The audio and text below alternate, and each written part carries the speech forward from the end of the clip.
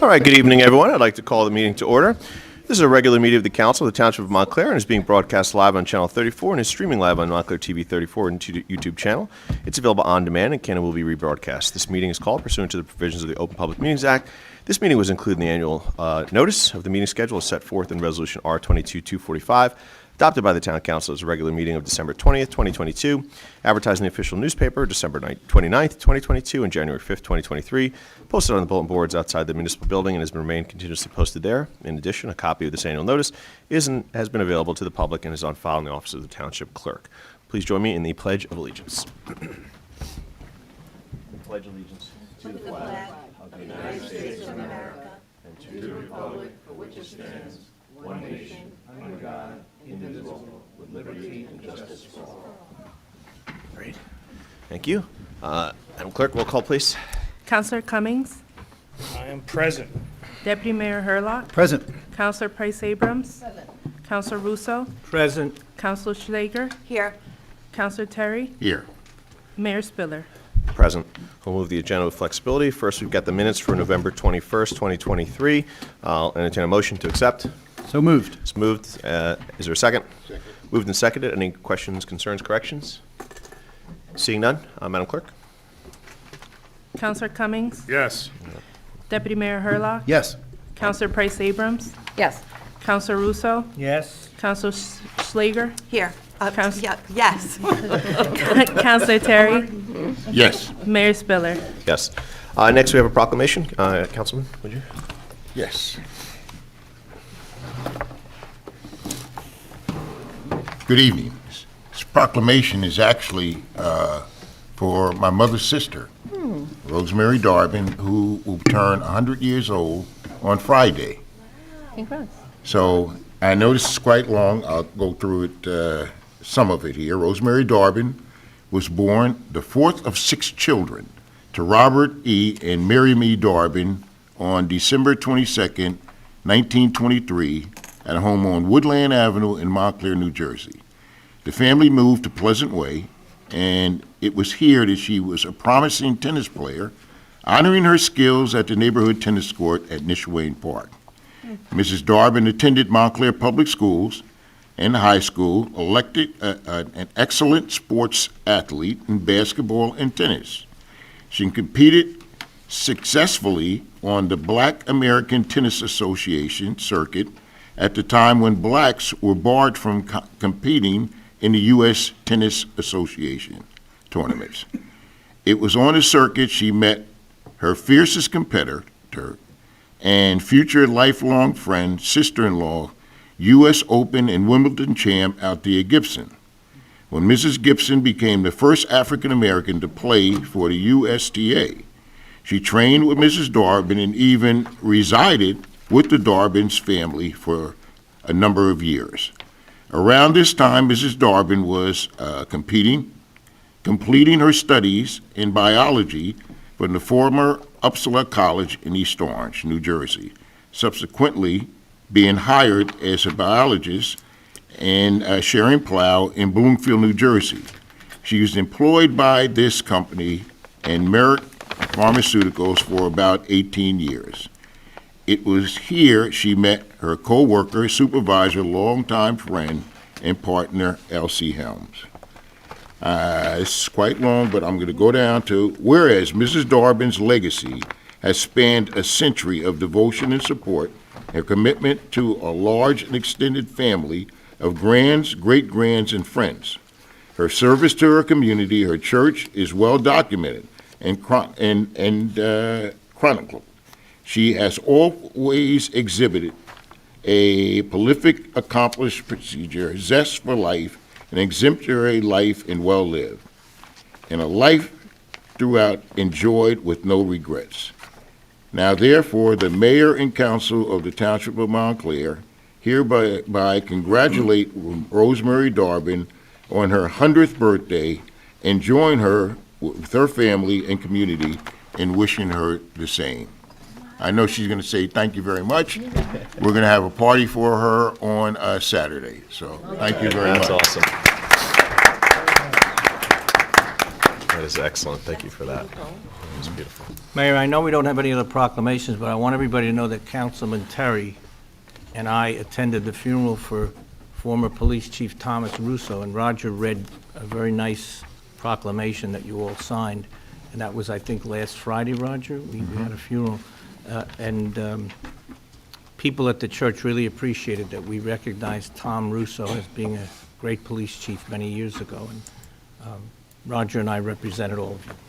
Thank you to the Russo family, and no relation, but condolences to the whole family of Tom Russo. Thank you. Okay. Moving next, we have our pending ordinances. First one that we have here is pending Ordinance O-23-16, which is an ordinance to amend the Code of the Township of Montclair to add Chapter 290, Small Wireless Facilities Right-of-Way. And I so move. It's moved and seconded. Mr. Burr, where is that at now? May I ask that you table this? I spoke with outside counsel, working on it. There were changes to the law. Okay. With regard to 5G in a public way, facilities, federal law. So he asked us to give him a little bit more time to amend our current law. Okay. I'm going to move to table for 2 meetings, and let's try and get an Yeah. update from you at that Yeah. point. Yep. Okay. Mr. Deputy Mayor, I believe you seconded, or either way, vice versa. Would you be willing to table? Yeah, thank you, Mr. Mayor. Appreciate it. Please, And Councilwoman. Mr. Burr, if you could work with that outside attorney and just see if by that meeting we might be able to actually have the document to present, that would be great. Yes. Appreciate that. Thank you. Quick question, Mr. Mayor. Do you have any idea what they're talking about? When you ask what he's talking about, what he's referring to? Yes. Well, the FCC has laws and guidelines on, that regulate 5G and the implementation of 5G in the right-of-way. And those laws have been amended and changed, and he's making the necessary changes with regard to our ordinance, our draft ordinance that we've introduced, that's on for introduction. We're going to make amendments to that so that it complies with the law. Are we talking multiple amendments, 1 or 2? I'm unaware of how many, because I haven't received a draft copy of it yet. Can you have them give us some information on that? Yes, I will. Because I'm not big on this whole thing. Okay. Even though it's a requirement. The Municipal Services Committee has been reviewing it, but we're waiting for that new draft. Right. And I'll let you know 2 weeks prior to this last meeting date in January, whether we have anything or not, so we can make the appropriate accommodations. Good, thank you. Next is Ordinance O-23-38. I believe, Mr. Lopolo, you're still looking into some questions that were asked about that, so I'll leave that to table to the next meeting as well, if that's acceptable. And we don't have a motion yet, so without objection, we'll table that till the next meeting. Any Thanks. objection? Seeing none, we'll table that for the next meeting. Next is pending Ordinance O-23-39, which is an ordinance to amend 32711, which is the speed limits of the Township of Montclair. I so move. Second. It's been moved and seconded. With that, I will open it up to see if there's any public comments on this. Is there anyone present who wishes to be heard regarding this proposed ordinance? Come on up. Make sure you've signed in, if you don't mind. State your name and address, and then, oh, great. Hi, everyone. Bob Dennis Kramer, address 650 Grove Street. I would just like some clarification on Okay, do you need my name again? Record. Bob Mannix Kramer, address 650 Grove Street. Just asking for clarification on the carve-outs in the ordinance that are not 25 miles an hour. I'm not sure I understand what you mean, So carve-outs. in the ordinance text, it says that Grove Street is 30 and that a section of Upper Mountain is. Okay, is so I'll let 30. Mr. Pohl answer this again, but just the last time it was noted. So we've proposed 25 everywhere, Okay. right? We're asking the township to go 25 everywhere. They have asked, Mr. Pohl, you can explain this again, that any other speed limit that has previously been amended by the county has to be listed on here. So that's what they have listed on here, what they've changed it to prior. Okay. Again, it doesn't change the fact that we're asking them to make all 25, but we do have to note it under the law. I believe that's what you explained last time, Mr. Lapola, that it has to be listed because they've already amended it from what it was before. Is there a way to make that intent clear in the ordinance, that it's what we're asking for as a town? It makes it harder for me to go to county officials and have sort of, I don't know, documented intent of what we as a town have. Mr. Pohl, is your microphone on? Because I cannot hear you. Grove Street being a county road, so we have to include whatever their speed limit is in here. Okay. The council did pass an ordinance recommending the changes on some of the other county roads, which was then sent as per your request to the Board of County Commissioners and the clerk of the board for the county commissioners. We've And got they were multiple received ordinances at out that. there, So, bottom yeah, line. So in that- another ordinance, it specifically Yes. notes that we're asking that. Okay, and then my And last it question. was sent to them, so. My last question is if there's more we can be doing either as residents, activists, and as a council to compel the county to follow our preference here? Yeah, the argument is, the answer is, we've all had the conversations, I believe noted as, through our relationships, we've all been pressing. And by the way, the county is usually very accommodating, Okay. so that's a good sign. That counter that slightly is, they're mindful of county road, they kind of like to have little uniformity, Yep. But noting the competing interests, we have had generally success in our requests, but that does not mean, you should not raise your voice and share it with the county commissioners and in any way you choose, right, to be there at meetings or to email or whatever else. That's, I think, probably what would make, some impact as well. Cool. And then the actual last question. So as a Grove Street resident, like what should I expect? Is there going to be a new ordinance? Is there, like, what the timeline for actually making? Oh, the I change? don't know what they're bound by in terms of to consider it. I don't want to answer from their Okay. perspective as to timeframe. I know what, we're doing and pressing and asking for, specifically how quickly they would take it up, have the conversation, make a decision, vote at a meeting, such as ours, and then, come back, and there's probably, again, 60 days and all the different things. So I wouldn't want to speak to, their timeframe. I know we'll continue to press, and we'll probably at some point get an answer if they're considering it or will do it.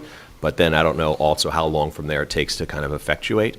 So again, being that's a little out of control, I don't want to sit here and give you a date certain. I'm not Well, sure. if there's anything me and my neighbors can do to help move that along. Shoot those emails over we'd to them, love to, would be yeah. helpful, Yeah. and maybe attend a meeting. Mayor, if I, Thank you. Hang on, The Mr. If I county can add, commissioners, thank you. Mayor, Yep. so just, and you may know this, and I believe was probably mentioned at the last meeting, but an at-large commissioner, Brendan Gill, of course, is a Montclair resident, and then the commissioner whose district includes Montclair is Carlos Pomares, who's soon to become the freeholder, or the chair, the commissioner-president. So, those are people you could specifically, who represent you specifically in some fashion, but really all of them, as people have described, so just Okay. good work. Thank you. Just want to say, Mr. Kramer, that even I had that question again, but I also have a question for Mr. Lepola, which you might want to, it says Upper Mountain Avenue 30. Is that just that short period of? That's 30. Is your microphone on? I get this before I leave. There's, These guys, it's a been a long holiday. day. Let's be nice to each other, right? Oh, that's rich. kumbaya, Who's Counselor, saying kumbaya. that? That's right. The Grinch. I never called you a Grinch. No, I'm just saying. Go ahead, you can answer that The question. question is, that last portion is a county road, and we did do a traffic study as per their request, which we believe it demonstrates that it's reduced to 25 miles an hour. We have submitted that to county, and we are awaiting for their response, and we are cautiously optimistic that we will receive a yes, and it will be reduced. Will Grove need a traffic study as well? Or like, how do we decide what needs a traffic study, what doesn't? Well, that was a very small portion of the road. I don't. The county decides Yeah, that's what they want to decides. see. Grove Street So is again, a that's why we thoroughfare. press They're them, not but going to. they can ask Yeah. if they want to see more information, they want to consider it more, so on and so forth. So I think you should expect it takes long. When Grove Street, near where you live, had a problem years ago when I was the first ward council member, like Councilman Deputy Mayor Herlock, it took years to get a whole traffic light. Now, we're not looking for that, we're just doing speed limit reduction. To get a traffic light took years. The state, the county, and the municipality all had to pay for it, third each. And that's where you see the area near Alexander, Grove, and down towards the very end of Grove. But, the county's got people, not only do we have Commissioner Gill and Commissioner Pomares, who are very close to some of us, but we have our former mayor, Robert Jackson, is the county administrator. So don't hesitate to call the county administrator's office or the county executive's office, even important, County Executive Joe DiVincenzo. All of them have been told by me and others on the council and the mayor, please go along with what we're trying to do. I just had somebody the other day say to me that maybe it's better we have higher speeds because sometimes we don't want people to be dragging through town, we just get them out. It was an incredible, alternative, but it was another point of view. We do have other points of view here. And of course, Councilman and Deputy Mayor Hurlock and I would like to see some of these streets, especially in front of schools, reduced even further, I think Bill was concerned, right? 15, 20. So we got more to do on this. But this is a beginning to get this to them, again, to get our streets to be 25 uniformly all throughout. And my little slogan is, drive 25 to stay alive. As Councilor Schlager had a wonderful slogan, Robin, what was it years ago? Drive with care in Montclair. Right. So now it's drive 25 to stay alive. Thank you. Yeah, love it. Thank you. Appreciate that. And last thing I'll say, I know the Deputy Mayor wants to know, Yeah, too. go ahead, Mr. Mayor. You know, good news is, we're not just trying, we're actually backing it up with, we've passed our ordinances, we've made those requests, and it's there. So hopefully we get that, and we'll continue to have the conversations. Mr. Deputy Mayor? And along the same lines, I don't want to overpromise, but I do want to just keep you up to speed on what's been going on.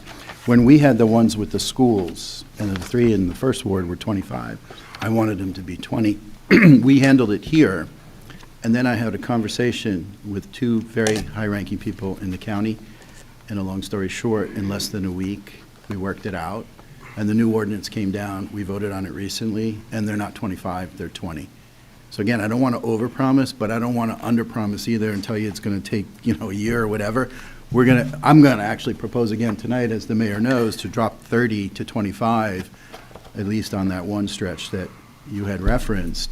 But we do have a very good working relationship with the county, particularly as Councilman Russo had indicated, former Mayor Jackson, who some of us are very close with and worked well over the years, is a huge resource on that front as well. Thank you, Mr. Mayor. I know. Absolutely. Councilman Schlager?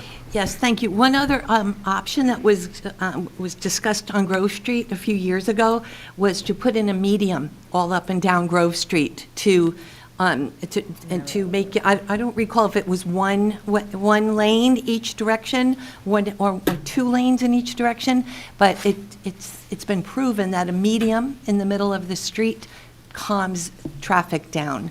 It also helps for lighting. There would be lighting. Oh, it's pretty dark on Grove Street, and that medium would also have street lights on it.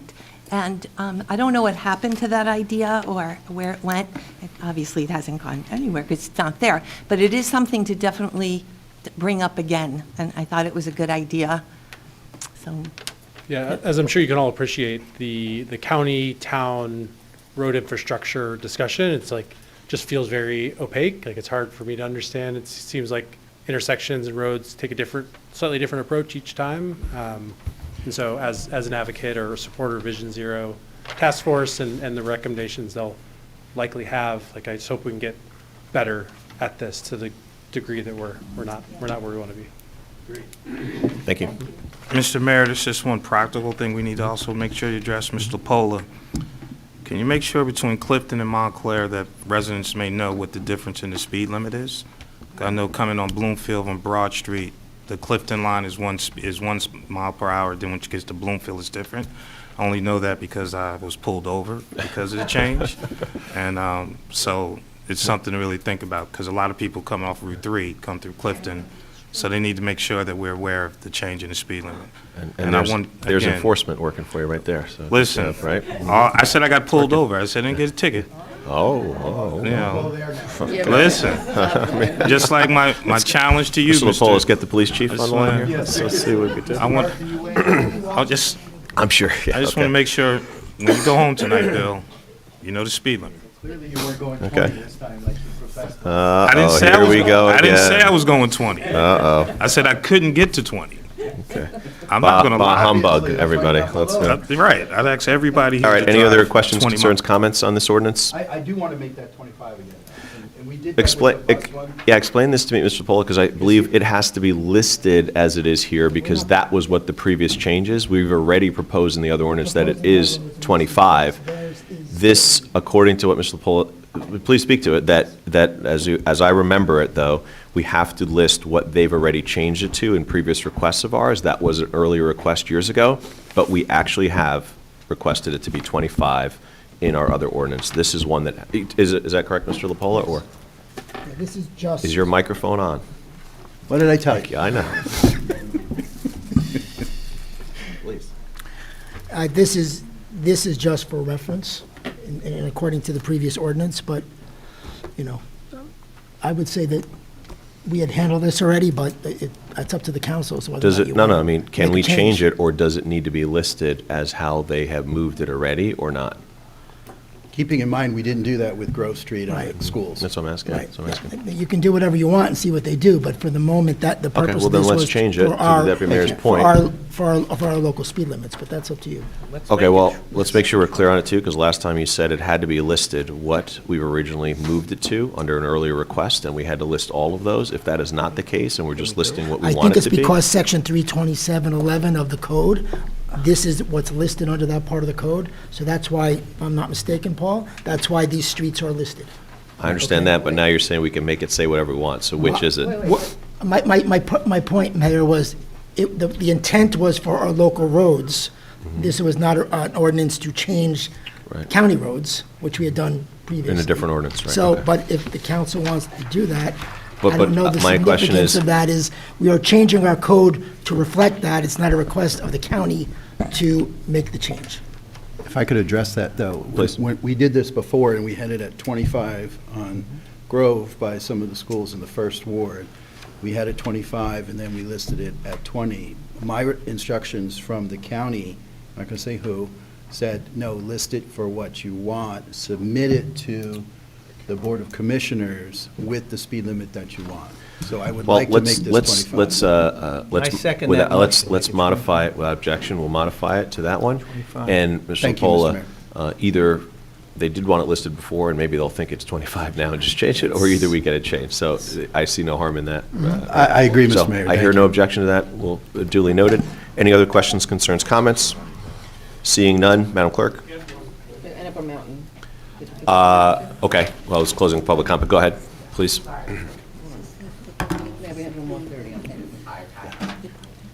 There we go. Hi, Patrick Rossetto, 95 Upper Mountain. First of all, I want to encourage you all to vote for this ordinance. I assume you're going to, because it feels like that's the direction it's going. But I also want to say, as a representative of Upper Mountain, which is really the part of town that has seen the largest change, except for the Grove change, I guess now, it can't just end with the speed limit. There's, the road is unsafe at any speed. I don't know if you've ever driven there. I don't know if you guys know, there was another major accident on Upper Mountain at 5 o'clock today. So it is not just about the speed limit. First, it's about enforcement. There is no enforcement. I, thanks to Bob and Paul, borrowed one of their speed radar guns and did my own testing. It's amazing people slowed down. I don't know what they thought I was. But every time I did it, the median speed was well over 40 miles an hour. Twice, I had people going 60 miles an hour, 60 miles an hour. Yesterday, during the rain, 50 miles an hour. This is insane. Where are the cops? Why are they not there? This needs to be done immediately. Secondly, I don't know if you also know this, but we put out a petition after our dog was hit. I sent out 2 emails and we put it on the Bike Bus chat. 401 people signed it. We didn't even try, right? We got 401 signatures. We asked for 2 things. One of them you're doing is changing the speed limit. The other thing we asked for is stop signs, more stop signs on the street. I encourage you all to look at the data, which is publicly available, and if I can get it, then you can get it, on crashes on Upper Mountain. And it's incredible. It's ridiculous. There need to be more stop signs. There needs to be a road redesign. Today I was running in here late because I took my dog to see a specialist. The good news is he's 100% better in terms of the lungs, which is great. But it struck me when the veterinarian said to me, it's lucky this was a Great Dane. If it had been any human, they'd be dead. Like, think about that.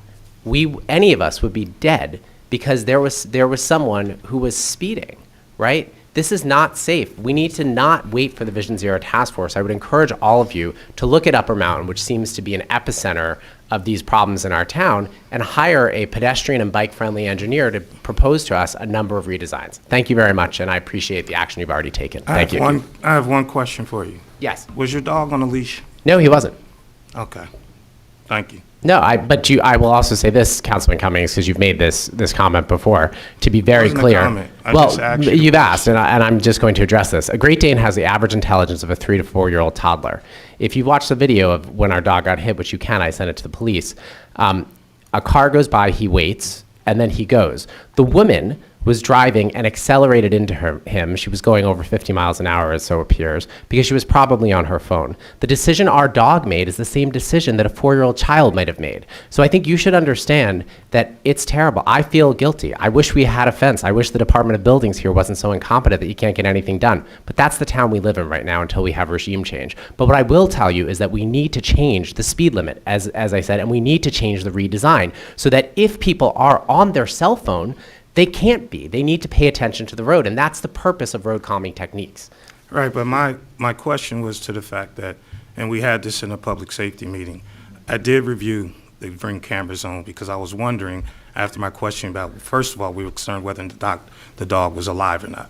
Yes. So we're glad that that happened. The second part was, okay, if we're going to do this properly, there's onus on both the folks who are walking their dogs and the drivers. We've all agreed that we do need to lower the speed limit. And I 100% agree with you. And so, but the second part is, when we are walking our dogs or we're letting our dogs outside, we need to be careful in terms of making sure that sometimes we do have them on a leash.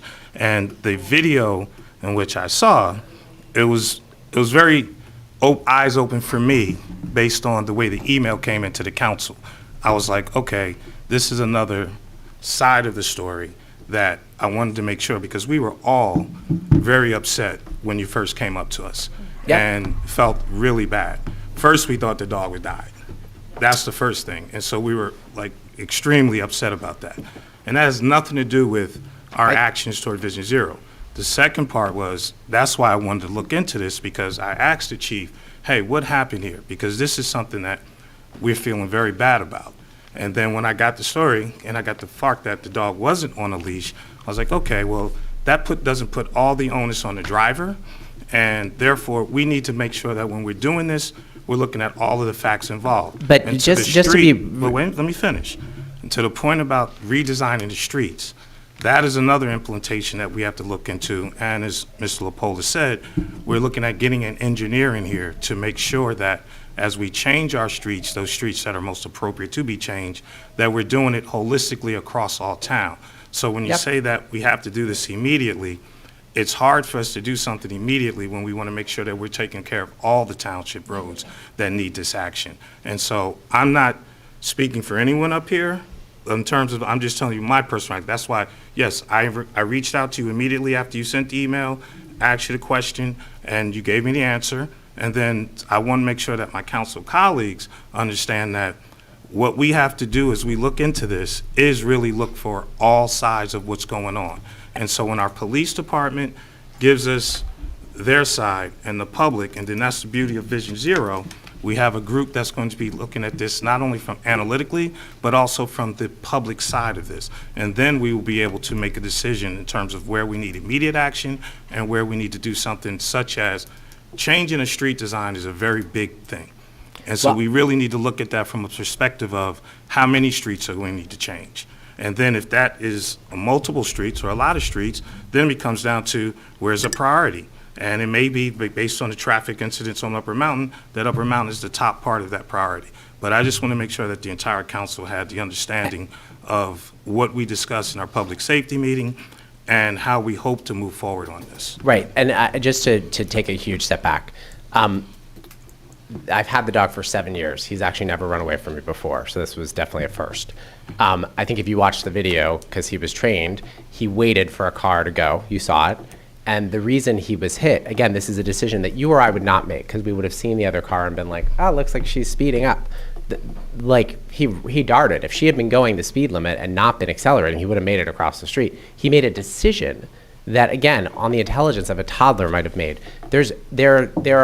We can all try to do our best. And I will tell you, that's what we have to do. But I will tell you, as someone who spends a lot of my time on Upper Mountain because I live there, and a lot of other people in this town do, and a lot of people in this audience do, it is not a safe street. It's not a safely designed street. It doesn't work. It has a parking lane and 2 traffic lanes. You can't fit all 3 of those uses. There's no other street in town that is a busy thoroughfare that's like that. It needs to be looked at, and the incidents are crazy. I mean, and also I would say, I have never in my time in Montclair seen a single enforcement officer on Upper Mountain. Again, a guy going 60 miles an hour. That's crazy. People do it because they know they can get away with it, and that's the piece I would say. So thank you very much again, and I appreciate I it. just want to ask you one bureaucratic question, Yeah. because that's my expertise. When you say that because the town staff did not allow you to build a fence. They didn't. I'll clarify So that. tell me We've been what trying to. happened. We've been in engineering hell.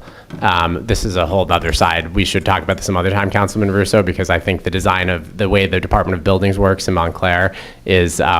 We should talk about it offline because I have Well, a no, lot but of you thoughts. should on it. tell it in front of them. Yeah, sure. I'm happy to tell it. The way this town Department of Buildings works is that they decide, they work on their time frame. There are 2 New Jersey state laws that this Department of Buildings has told contractors they will not abide by. One of them is under New Jersey state law. You have 30 days to comment on plans. They don't do that. I'm going to let you have that conversation. That's what I said. I'd rather have it separately. And I'm we've happy had many to- residents talk about wanting to stay on track with things. No, I know. and complain. I know. I knew you were. I And you were can give asked. you- I can give So you all of if you can mine. definitely connect with Mr. Pohl, and I'll just say this because I appreciate you sharing your story, and certainly we still are all very concerned about the outcomes, and I understand your frustration, and even as you're looking to hope to see some change, know that no matter what, we're in agreement here, right? Yeah, We're no, all on I the same agree. I page, appreciate it. And we're having this No, long and debate, but we're all on the same page on this. We agree, and let's try and get this stuff done. And we're doing it now. Yeah. And we're gonna keep doing it. And No, and we appreciate you guys. No, continuing to look, give I us mean, that to be input. very clear, I was planning on speaking at the meeting the day it happened already. So, I mean, I changed my speech, obviously. And I reached out to Robin on January 4th of this past year. So it's nice it happened this calendar Yeah, we're year. happy to- yeah.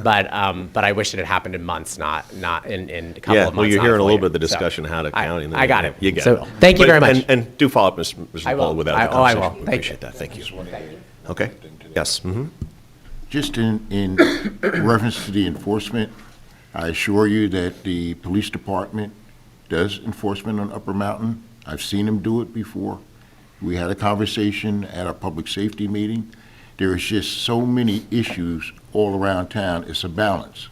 There's also a balance in stopping vehicles. Many of the vehicles, people who are speeding, are your neighbors, are people right from town here.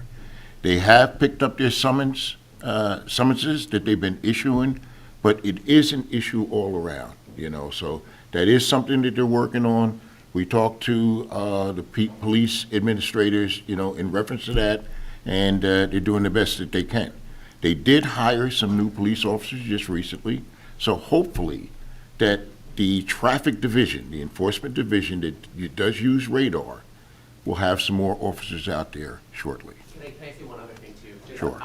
I think I mentioned this last time, but Deb Kagan and I are working on lobbying Trenton to have automated traffic enforcement, which is the most efficient way to stop people from speeding and driving recklessly. And by the way, someone mentioned red light. I mean, the red light at Claremont and Upper Mountain is insane.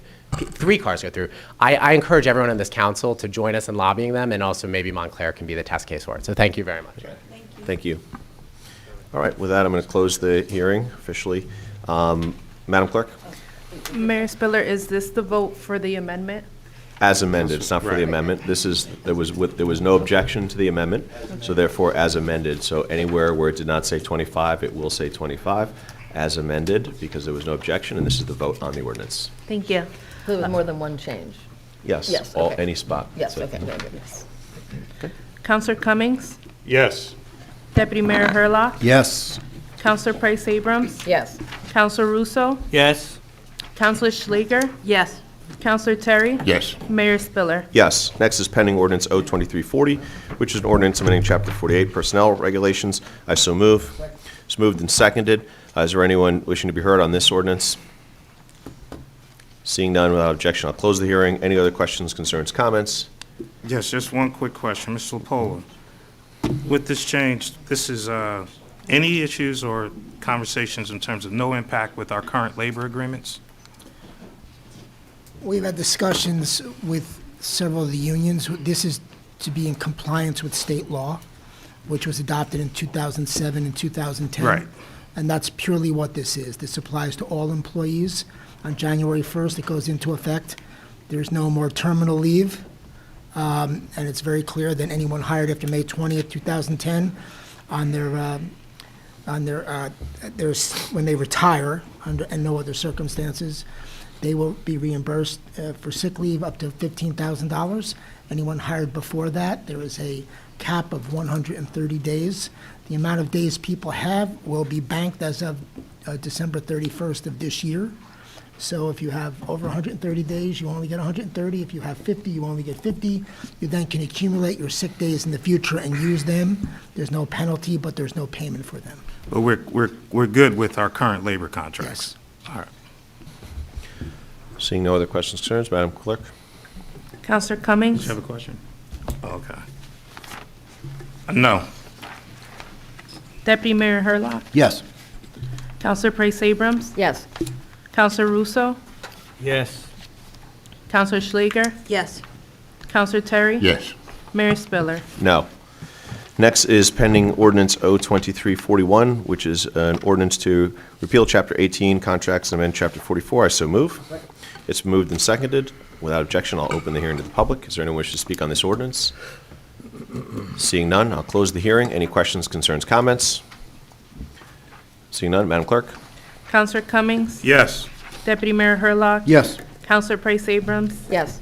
Counselor Russo? Yes. Counselor Schlager? Yes. Counselor Terry? Yes. Mayor Spiller? Yes. Next is Ordinance O-23-42, which is an ordinance to amend 327 of the Traffic Code to prohibit parking on Park Street, left-hand turn movements in Haddon, and I so move. It's moved and seconded. Is there anyone from the public who wishes to be heard on this ordinance? Seeing none, I'll close the public hearing. Any questions, concerns, comments? Hearing none, Madam Clerk? Counselor Cummings? Yes. Deputy Mayor Hurlock? Yes. Counselor Price Abrams? Yes. Counselor Russo? Yes. Counselor Schlager? Yes. Counselor Terry? Yes. Mayor Spiller? Yes. Next, we're going to move to our resolution items. So with that, I'm going to open up to anyone who has a comment on any of our resolution items on the agenda today. Please come on up and speak to the item. Just reference the item you want to speak to and give us your comments on it. Is there anyone wishing to speak to any of the resolutions on the agenda? Okay, seeing none, I'm going to close that section. We've got our first number of resolutions which are consent. We all talked about the last time. I so move items 1 through 13. Wait, I'm asking to have pulled out number 11 and 12, as I asked last time. Okay, For separate 11 discussion, and 11 and 12 12. are held out.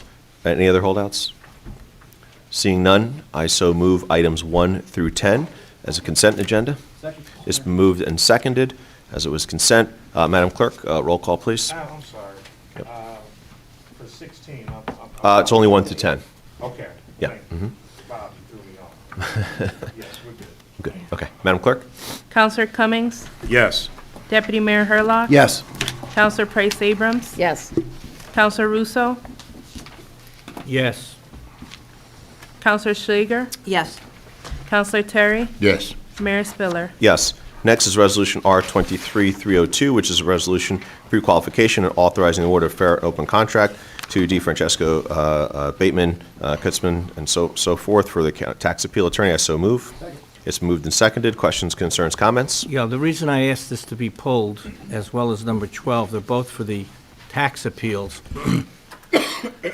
The town attorney at one point explained to me that one of these firms does the tax appeals for the commercial properties, and the other does it for homes, and private residences. But then he explained last time that they could, either one of these could do both, so that a firm could do both.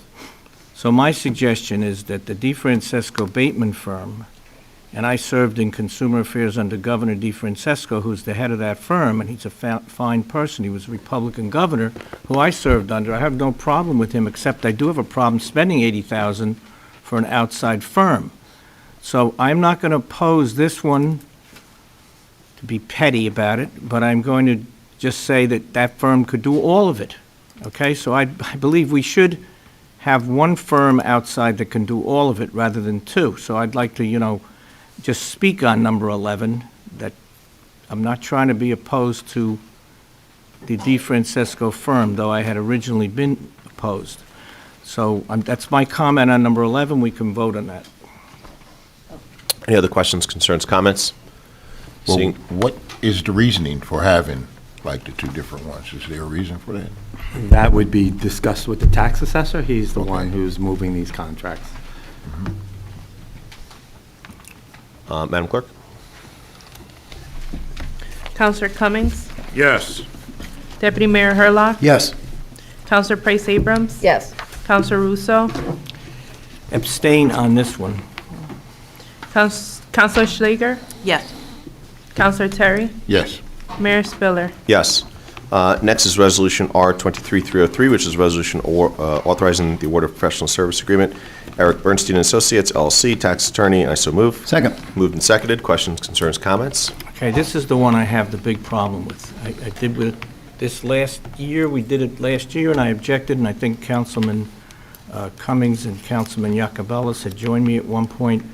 But this is the attorney's firm that represents our former town attorney, Mr. Stafford.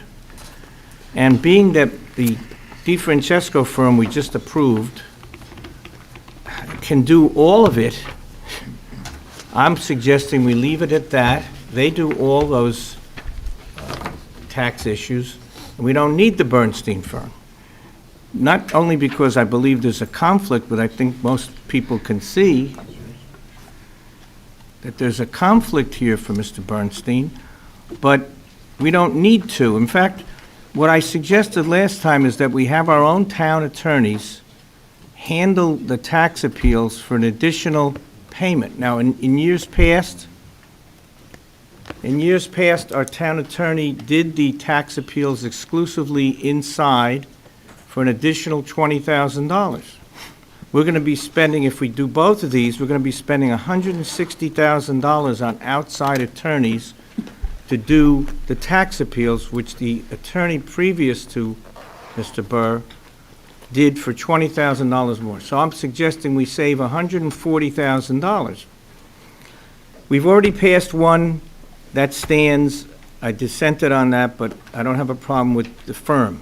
This one, I have a problem with the firm, and I have a problem with the concept of giving all of this money to outside attorneys to do our tax appeals when our own internal staff of town attorneys could do it as our town attorney previously did it.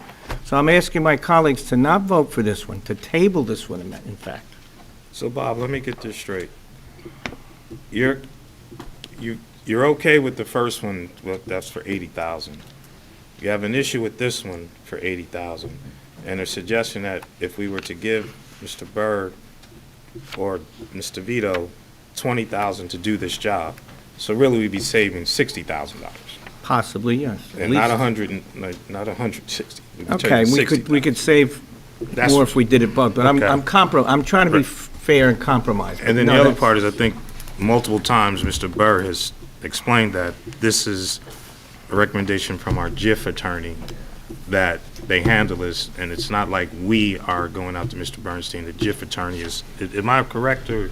do To you wanna- clarify, Mr. Bernstein's firm was hired to represent Mr. Stafford as the township attorney in the current litigation that was commenced against the township.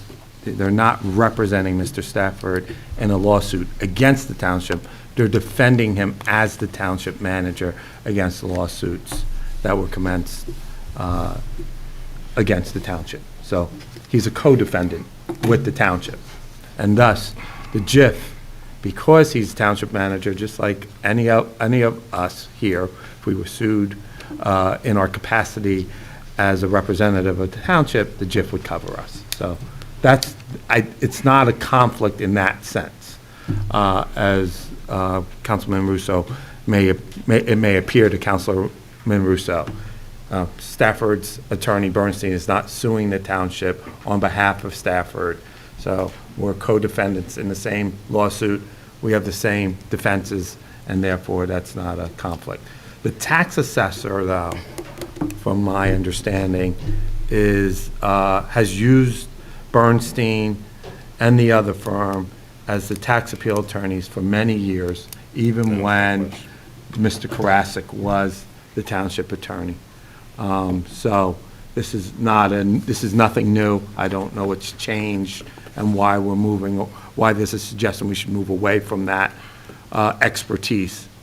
My understanding also is that they've had a very good success in processing those appeals which means there's been denial of tax appeals, generating and maintaining the tax revenue of the township. So the job they're doing for the town, my understanding from the tax assessor, is excellent. They're hitting above 90% in their success rate on tax appeals. So Thank you. what has changed is that Mr. Bernstein goes to the court in front of Judge Petrillo and sits there representing Mr. Stafford, who I thought we had disengaged. Mr. Bernstein may have had good experience in the past, but Mr. Bernstein's work now for Mr. Stafford definitely makes the public concerned, and there's an appearance, if nothing else, an appearance of a conflict. And basically what we're doing is giving a man $80,000, and his firm $80,000, and we could give a firm locally. I was told by someone the other day that we have a very outstanding attorney that works for our planning board, who could easily do tax appeals within the town. He knows the town well, and he does the work of the planning board. Why do we have to go to Warren, New Jersey? Warren, New Jersey, for the two firms. Now, I compromised by acknowledging the Governor DiFrancesco firm as being okay with me, and that took a lot for me to do. I'm asking my colleagues to table this, just to table this, to discuss further whether Mr. Bernstein should be given another $80,000, and as Councilman Cummings said, maybe if we gave money to our attorneys locally here, or we use another firm, we could actually save at least $60,000. Even $60,000 pays for one teacher. So please, colleagues, I'm trying to be very reasonable here. Please table this second firm. Our tax assessor should not make the decision for us who we hire. I think, and I just want to point out, listen, I just want to point out that this went out to RFP so that everybody should be aware of it. I unfortunately wasn't a part of the evaluation team that determined which proposals in response to that RFP was the best, but it was an RFP process, and I assume there was a committee of employees that sat on that committee and did the assessments in order to determine that these two law firms had the best response to the RFP and were the best most qualified professionals to provide the service. And with that, I will let Okay. the council Thank make the you. determination on Councilwoman how Price they want to move Abrams. forward. I do have a question, which is, you did note, and I think it's helpful to us to note, perhaps the most important thing is that the attorneys we hire for these roles are very effective at them. So you gave us that information, which is useful to know. But what I'm wondering is that these are not to exceeds, the way they're written, so it's in an amount not to exceed $80,000 for the one and for the other. Do we know what we have spent? Have we spent to that amount? Have we had to go over it, with a separate approval in the course of the year? Do we know? I don't know personally because the budget for those two firms is in the tax assessor's budget, so I don't manage the bills, but I don't know if they reach and exceed the 80,000 or if they will get there, but I assume with the assistance of the CFO and Mr. Labrizzi, our tax assessor, they felt that was the best number to come up with. Well, to Lori's Mr. Price-Haber's point, I've asked the CFO and the manager for all of our not-to-exceeds to give us an understanding of how many have been over what we asked. That was a couple of months ago, so I hope to get some information out, because that's important to find out, because we do a lot of not-to-exceeds, and like to get an idea of how many go over. Councilwoman Schlager? Yes, it's my understanding when an RFP goes out or an RFQ, part of that application is there's a listing or a sheet that asks for a conflict check. So you have to list any conflicts that you have, any relationships that you have, any donations that you make to organizations. Correct. So with this Bernstein group, do they list a conflict? I wouldn't know. On the RFP? I did not see the proposals. I can't answer that question, but it is before. Well, they couldn't be on here if they did. Right. So that's the Right. answer. Right. QPA would do that. So you should- There were, Okay, they would poll. okay. Right. But you're right, there's a list. Yeah, there is definitely a conflict check, and there's a questionnaire that relates to contributions and any conflicts within the township, yes. So why don't we Well, review certainly, it all? I appreciate that. I think everyone's had a comment at this point, and I'll just note for my purposes too. I am fully confident in their work. I will say this, I remember the history before we had them on, and quite frankly, I know some of you do as well. We were absolutely losing many tax appeals before that time. When Mr. Labrizzi came in and became our tax assessor, and he changed the whole system there, he created a system where he properly aligned the township in terms of the tax assessments. That's important because anytime someone's winning one, it means someone else is paying more, the rest of us, right? Because something's been incorrectly calculated. And it's been really exciting to see that he has pegged them all correctly, which means we all pay the appropriate amount instead of some of us paying more. As anyone appeals one and successful, it means we all make up that difference. So it's really, really important that you get it right so that everyone's paying the right amount from the start. He's done a great job with that, as evidenced by our success rate in those cases. As you note, we used to lose many of them. And now, again, with his team and with these attorneys that he's brought in, we win almost all of them because he's got the system correctly done. I know he monitors it minute by minute in terms of any property that has something happen to it. And working with the attorneys now, we also win. So this isn't some general conversation or theoretical thing. It's a thing that impacts each and every one of us in terms of how much we pay in our taxes. And I certainly want to be paying the right amount and don't want to go back to any attorney just doing the work. And quite frankly, we all end up paying more for it. So with that, I'm fully confident in the work he's been doing, and I'm ready to support this resolution. I'd like to just make one final comment then. Why couldn't attorneys locally, like the one from our planning board, do this? Why can't someone close by?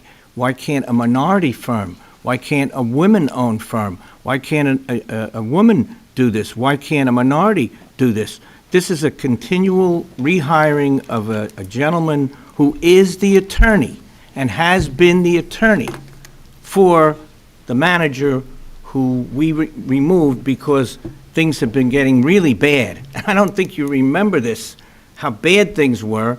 And Mr. Labrizzi is a great person, okay? He's a great tax assessor. But certainly, we can do better than this choice. So I'm just asking to table, to research a little more, to look into it, to see if there's alternatives to Mr. Bernstein. In the meantime, the DiFrancesco firm is perfectly capable of handling all these appeals. Any other questions, concerns, comments? Hey, I just want to back up what you said, Mr. Merrick, because George has been very responsive to questions that I've had. I mean, quite responsive in terms of hours, not days. And he's on the ball. I think we're being conflicted is the Bernstein name and the actual person who's doing the work for us. And so I stand by George 100%. Madam Clerk? Counselor Cummings? Yes. Deputy Mayor Hurlock? Yes. Counselor Price Abrams? Yes. Counselor Russo? No. Counselor Schlager? Yes. Counselor Terry? Yes. Mayor Spiller? Yes. Next is Resolution R-23-304, which is a resolution appropriating the 2024 Community Development Program. Representatives, I so move. Second. It's been moved and seconded. This was originally consent, so I imagine, it's good. Any other questions, concerns, comments? Yes, there's a question I have about this, and I brought it up last time. The need for 3 people to be appointed should include 2 council people. And I've asked that I be appointed to this rather than the assistant to the planner. In years past, there were 2 council representatives. I remember one time Councilor Schlager and Councilor Baskerville both represented our town. We should be involved more in this, and I'm very involved with it, and I want to work on this committee, and I'd like to be the one appointed with Councilor Cummings. He knows how involved I am. I go to all those events that they have when they give us the checks. So as a courtesy to me, I'm asking the council to allow me to be the third name appointed, even if it's an alternate, rather than the name of just a pretty new, very new person who really doesn't know much about this at all. So, Bob, I'm gonna put a challenge to you. I have no issue with you being on there or being appointed there, but I ask that you be available for all the calls that we do, because the check signing is irrelevant to the actual work. When we meet with the county representatives, and we talk through every item that goes over there throughout the township, not just the checks, because it's not as simple as showing up for a picture. It requires sitting with Ms. Talley multiple times to look at all of the paperwork, to look at all the requests that are coming in. It also requires knowing the organizations that are applying and whether or not they do. A lot of times what we do with community block grant money, we give points, we give scores, but those organizations don't get money because they don't qualify based on the qualifications of what the county requires. And so if you want to do that, if you want to be a part of that, that's going to be required because the planner has been in those meetings. There's not an absentee position. And when I heard you talk about it last time, I was like, okay, if he wants to do this, this requires work. And so, and it's during the daytime. I know you teach a lot. These are calls that happen between 10 a.m., sometimes 3 p.m., and it's a certain period of time, and now is the time because they're going to start talking about where they're going to be giving the money and what money they're going to have next year. And so you want this, I want you to be a part of it because, you know, it's not something that you can just show up for, check for, and that's it. So I understand I'd that love to have completely. you join. I have nothing and else that's to what we do. I have nothing else to do. I'm not teaching any class this semester until the fall, and it's only one class, and I'm 76 years old, retired. I'm home most of the day, so I'll be very much available. But I do like this because I used to go to the meetings with Joyce Goldman down at the county years ago when I was on the council, and it's something I'd like to do, and I think I could do a good job of helping. And I know that these groups, I know all of these groups, and I'm very happy to see that we've ranked all of them very highly, and we're going to try to get that money for them. But I know what you're talking about.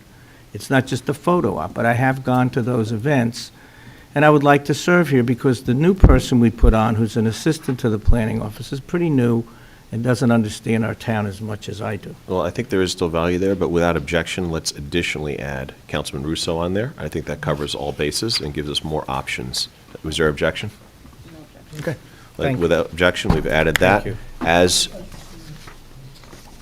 Excuse me, Mayor, are you deleting someone? I'm not, I said I'm adding Only without because I objection. think the point is that you have to, the county is allowing you to have three names, so two can Well, attend. we are going to So I list just- 4, and if somebody can't attend, they can figure out which 2 are attending. Okay. All right? All right, so with that, as modified, Madam Clerk? This isn't money, I don't think so. All in favor, please say aye. Aye. Opposed? Abstentions? Thank you very much. Next is Resolution R-23-305, which is authorizing our interim township manager as a bank signatory, and I so move. Second. It's moved and seconded. Any questions, concerns, comments? Seeing none. Madam Clerk? Counselor Cummings? Yes. Deputy Mayor Hurlock? Yes. Counselor Price Abrams? Yes. Counselor Russo? Yes. Counselor Schlager? Yes. Counselor Terry? Yes. Mayor Spiller? Yes. Next is Resolution R-23-306, which is a resolution appointing the Fund Commissioner for the Garden State Municipal Joint Insurance Fund. I so move. Second. It's moved and seconded. Questions, concerns, comments? All in favor, please say aye. Aye. Opposed? Abstentions? Thank you. Next is resolution authorizing the 2023 Community Development Block Grant applications. I so move. Second. It's moved and seconded. Questions, concerns, comments? Yes, Mayor. On this, I just was not sure, and Janice is not here, so manager can check it out. These are the recommendations that we're making to the county in a ranking order. In other words, it looks like we go from 1 to 10. These are our priorities, but it all adds up to within the amount of money, Yes. I believe. So we've actually cut people back where we had to, maybe even Yes, eliminate it. based on your scoring. Right, and then we get a good portion of this, don't we, Michael, for our own town projects? The first few are our town projects, I think. Yes. Yeah, okay, I just want to get that clear. Thank you. Mr. LaPola, I just want to commend you for having your microphone on that response. Thank you. Hope springs eternal, Mayor.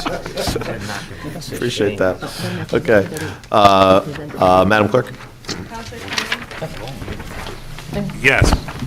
Deputy Mayor Hurlock? Yes. Counselor Price Abrams? Yes. Counselor Russo? Yes. Counselor Schlager? Yes. Counselor Terry? Yes. Mayor Spiller? Yes. Next is a resolution regarding the governing body certification of annual audit for the year end December 31st, 2022. I so move. Any questions, concerns, or comments? Mr. LaPola, you want to speak to this for just a moment before we vote? this is required for our annual, I was waiting for that. Almost. This is statutorily required that once the council receives the audit and reviews, and then we have to submit that to the Department of Local, to the Director of Local Government Services, that we certify it's been reused, et cetera, et cetera. Excellent. And the next one is the same. It's yes. tied in with that same Yes. statutory process that we have to do, but, okay. Councilwoman Price Abrams? I'm sorry. I think there's some paper we sign, like a certification that, so you have that. Yes. So then that's how we can pass this, knowing that we're going to do that at the end. So we're committing ourselves to do that thing before this meeting's over. Yes. Yes, okay. Thanks. Madam Clerk? Counselor Cummings? Yes. Deputy Mayor Hurlock? Yes. Counselor Price Abrams? Yes. Counselor Russo? Yes. Counselor Schlager? Yes. Counselor Terry? Yes. Mayor Spiller? Yes.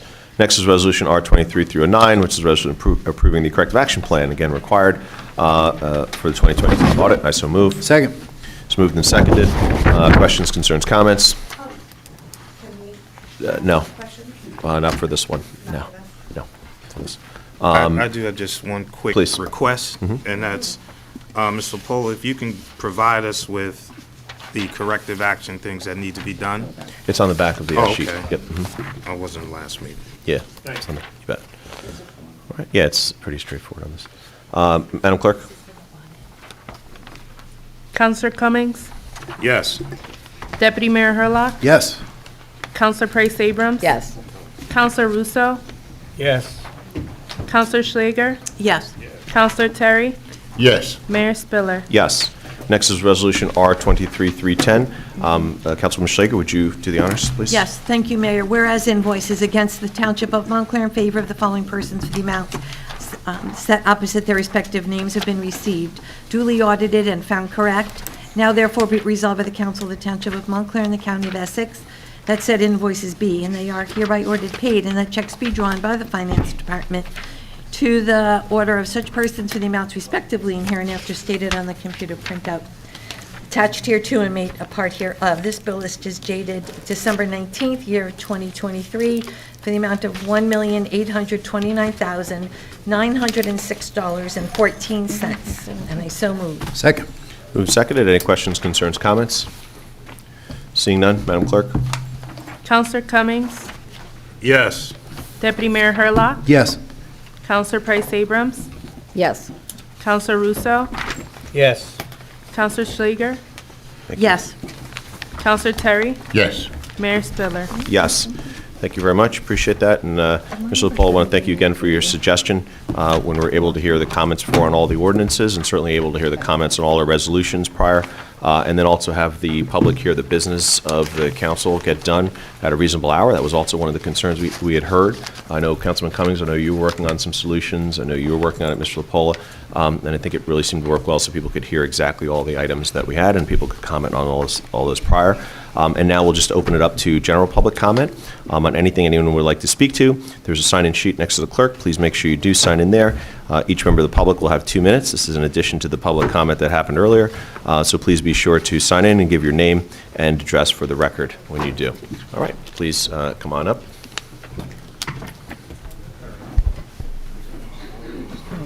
Here you are, sir. Do you know where on this thing is the page that we're sort of certifying with this? Yeah, we'll ask for a little grace there. Without objection, I'll ask the audience for this, if we can let the kids go first. I know it's, I know my guys would love to get to bed. Does that work for everybody over there? Let the kids go first? All right, I see a lot of heads nodding, so let's let the kids go first. Thank you very much. Hi, everybody. My name is Lucy Mandarakis, and I'm here with my fellow horse pirate hockey We players. can't We're here- hear you, so you got to start off with the microphone. Oh. Hello? Hello? Now it's working. Okay. So, hi, my name is Lucy Mandarakis. I'm here with all my horse pirate Nutley Clifton Hockey Club family, and we're just here to talk about Clary Anderson and what their status and where they might be. We're just here to chat with you guys about how we want I'm not sure in what regard we want this to happen, but we're big and we love Nutley Clifton, we love Clary Anderson. I think that we speak for all the clubs that, want to use Clary Anderson, and, so it's not just Nutley Clifton. We represent a bunch of different clubs that all want to use the facilities, and we spend a lot of time there. I'm a hockey mom and a volunteer coach and volunteer manager. We spend a lot of time there. My kids, I've got a Squirt and I've got a Pee-wee, and we have a bunch of our Mike family here. And we just implore you guys to, look at Clary Anderson as a good investment for the town of Montclair, not just for the high school, but for all the different clubs that might, I don't know, that everyone would sorry, I'm a terrible public speaker, so I'm tripping over myself, but, husband's point, he played hockey there. Just so you can step up to the mic if you. yes, no, my husband grew up playing hockey at Clary Anderson, and he remembered his teenage years, and he loved all the time that he spent there, and, my kids have spent time there, and these kids have spent time there, and all the people behind me have spent time there, and I think that there's a place for the youth of Montclair and other towns to go have somewhere to go spend some time and not just, wander around and go everywhere. It's a great place to be, and I've been to so many different hockey rinks that have just a beautiful facility, and it would be a worthy investment of our town to look at it as a serious investment and to consider it in, all that stuff. You did a good job. You live in Montclair? I do. 561 Park Street is where I live right now, so. And we're all Montclair families of the Nutley Clifton Hockey Club and the Blues, and, there's also, the I lived Wolves in and- Nutley. My mother lived in Nutley, so I love Nutley. My husband grew up in Nutley. I'm actually a New Englander. I turned into a Jersey girl when I met my husband, so I'm a skier at heart, so I'm recently a hockey person, but love it, and I love what it's done for my kids and my family and my friends, and we've enjoyed it so much, and we love the time that we spend there, so I really hope that it's something that can be considered. Sure, and I'd say this, thank you guys all for coming, appreciate it. We appreciate you as a group coming up here too and explaining your position, and we're happy to see everyone out. I'll offer this, I think this council has shown its commitment in terms of we put forward dollars specifically in the budget to do a study on the rink to see exactly what can happen. I would offer to you, as you're part of that conversation, to have specific requests is what you're looking for, right? The specific thing that we're looking at are improvements to the rink to see how we can either have what we've got and make it a little better, how we can take what we got and make it something, just phenomenal, and kind of see what that looks like price range, see what the differential is, and then see what we can do, public-private partnerships or otherwise, Right. to make that happen. And I think as long as we're consistently on message and know where we're going, we'll be successful. We've got, I know, some of that process ongoing through the manager's office, making sure that happens. But you certainly have my commitment, and I know certainly by the vote of this council, which happened already too, to make sure we are engaging in that work. We know it's a community asset. We know that our, not only our high school teams, but as you note, many other age Lots of groups, clubs, many lots of others clubs. use the rink, and certainly, we're committed, many of us committed to making sure it's a great place to play and a great place for our community to come together. So thank you guys for your advocacy. Appreciate that. Thank you guys for being here. And Thank as you said very much for your before, consideration. I love the Appreciate number it. 9 there. Yeah. Good move. I like it. Anyone else I like to it. speak? Hi there. Hi there. Just wanted to just mention one other thing. I'm new to the town, like 3 years in. I came from Brooklyn. I didn't grow up skating, but since the pandemic, we were there every weekend. We became a skating family. So my daughter, my son, my wife, and then from there it grew into the hockey experience. And it's been full every single weekend, just free skate. So to get in website's pretty bad. But like if you could register ahead of time and get in there, it's a great time just for the family. So there's that plus the hockey. I agree. It's portion not of just that, hockey. so, It's a lot of yeah. different things. Thank you. I'd like to make one note, too. My name is Allison Task, 173 Orange. I think I'm on. Something that I've learned recently, Nutley Clifton is great because we have the lowest rate for the most ice time a week, but we are having a really hard time finding ice time. Throughout northern New Jersey, there just is no ice time. All the rinks, we're doing dry land training in the middle of winter because we literally can't find ice. So there might be some magic there where there's an economic opportunity for Clary, and I'd be happy to work with the team to get you the data you might need to just see how much demand there is and how little supply. And you use Cody, you tried Cody Arena too, right? Oh, we're all, I mean, from the Ironbound to the Ice House, Right, and then- Hackettstown to Morristown, everything. And Floyd Arena up at Montclair Stakes? All of it booked. All booked, Just huh? booked solid. That's a demand, boy. You know, the mayor's a hockey champ, you know that?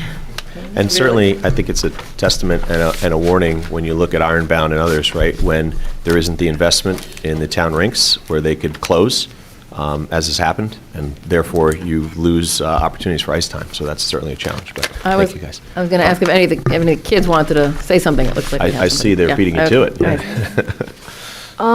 Hello, my name is Seven Task. I live on 173 Orange. My mom just spoke. So I'm a hockey player for the Nutley Clifton Hockey Club. I'm about 3 years in. The experience has totally changed my life. Kind of sucks to wake up early in the morning a lot, but that's hockey. Yeah. It's totally changed my life. It helps with like my teammates. I love my teammates.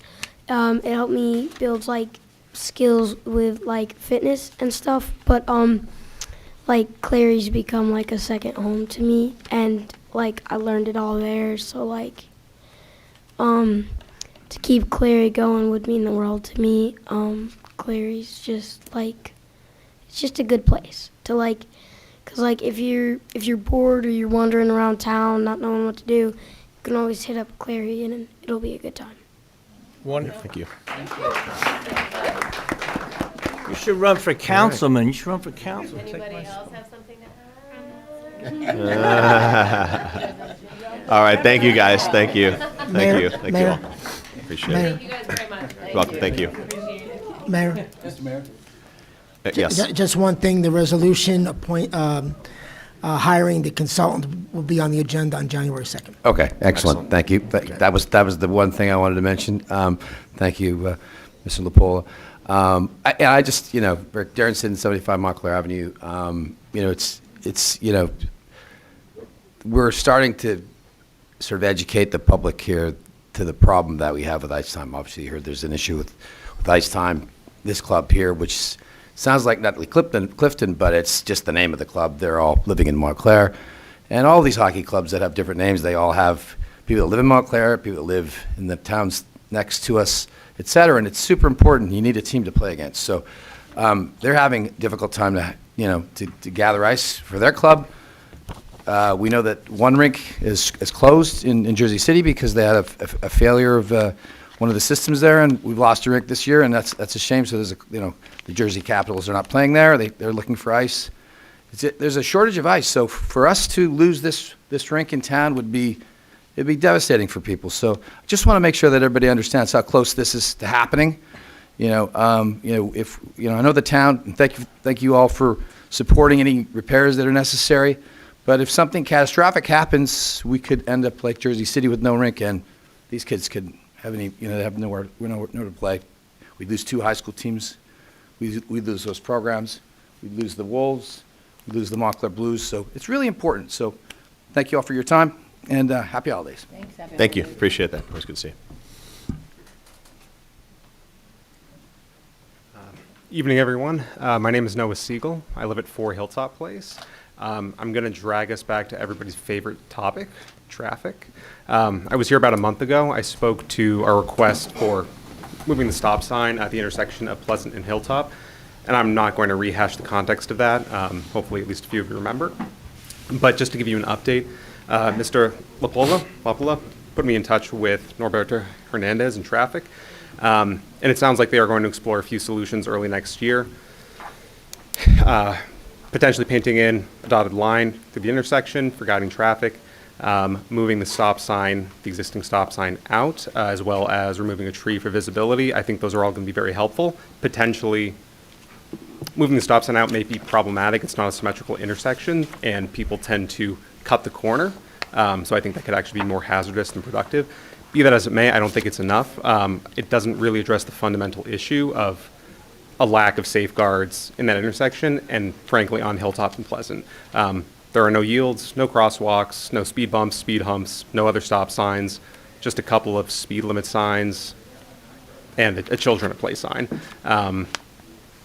It's relying solely on the good judgment of every driver that goes to that area, which is not responsible. So I'm going to be here, continue this conversation with you in the coming months, but I think it's really important that we look toward a more fundamental solution to the actual problem, as well as anything else that makes sense to implement. But I'll leave the rest of my time if anyone has any questions or wants to talk more. So, Mayor, I'll respond to this. So we discussed this at the public safety meeting. Chief Conforti had Lieutenant Agnezio do a review of the area, and they're going to get back with us with if there are any recommendations outside of what the gentleman is talking about right now. Okay. Thank you. So you heard that too. Process. Okay. Thank you. Thank you. Appreciate it.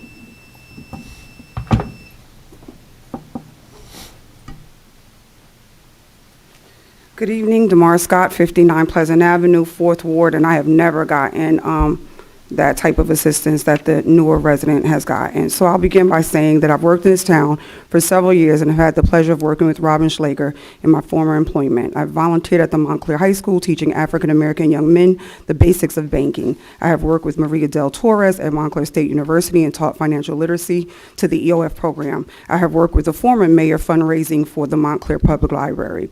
I'd like to take a moment to remember Diana Harmon, who passed away recently and was a former resident, a principal, and married to a Montclair educator. My prayers are with her and her family are with her family at this time. I began this year with the owner of 61 Pleasant Avenue, Abby French, having a Karen meltdown on my lawn and needing to be told 8 times to get off my land. The 9th time, I had to explain to her that I would call the police if she refused to do so. The following day, the police were used as a retaliation purpose and method. And also, David Cummings has done that several times as well. It is very mind-blowing to me that he had a question about dogs being off leash. Major Jennings is a principal in Montclair, and his household is one of the main reasons, unlike the other residents, I will absolutely be selling my home as soon as I find a safer town to reside in. For the last 3 years, the police have been called on that home for excessive noise. The principal's household will cease disturbances while police are present, then increase them later. Amira Tola is also a representative of the Township of Montclair. They have acted the same. There are criminal matters taking place in the 4th Ward that I will not discuss at this time because I have no faith in the Montclair Police Department based on the abuse displayed by employees and representatives of this town. I've been told to take this elsewhere. And with that being said, where is the list, or is there a public listing of conduct for employees and representatives of this town, or is this something I need to reach out to Tran about? Anything else? Because we'll answer all your questions. No, that's it. Okay.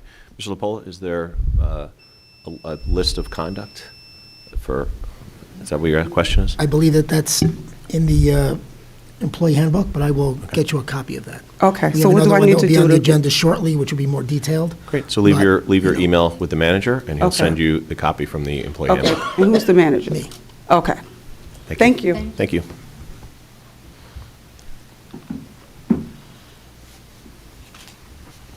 Hi, my name is Monica Goodrich. I live at 214 Alexander Avenue. First, I would like to thank the council for taking the first steps towards improving pedestrian and bike safety in Montclair.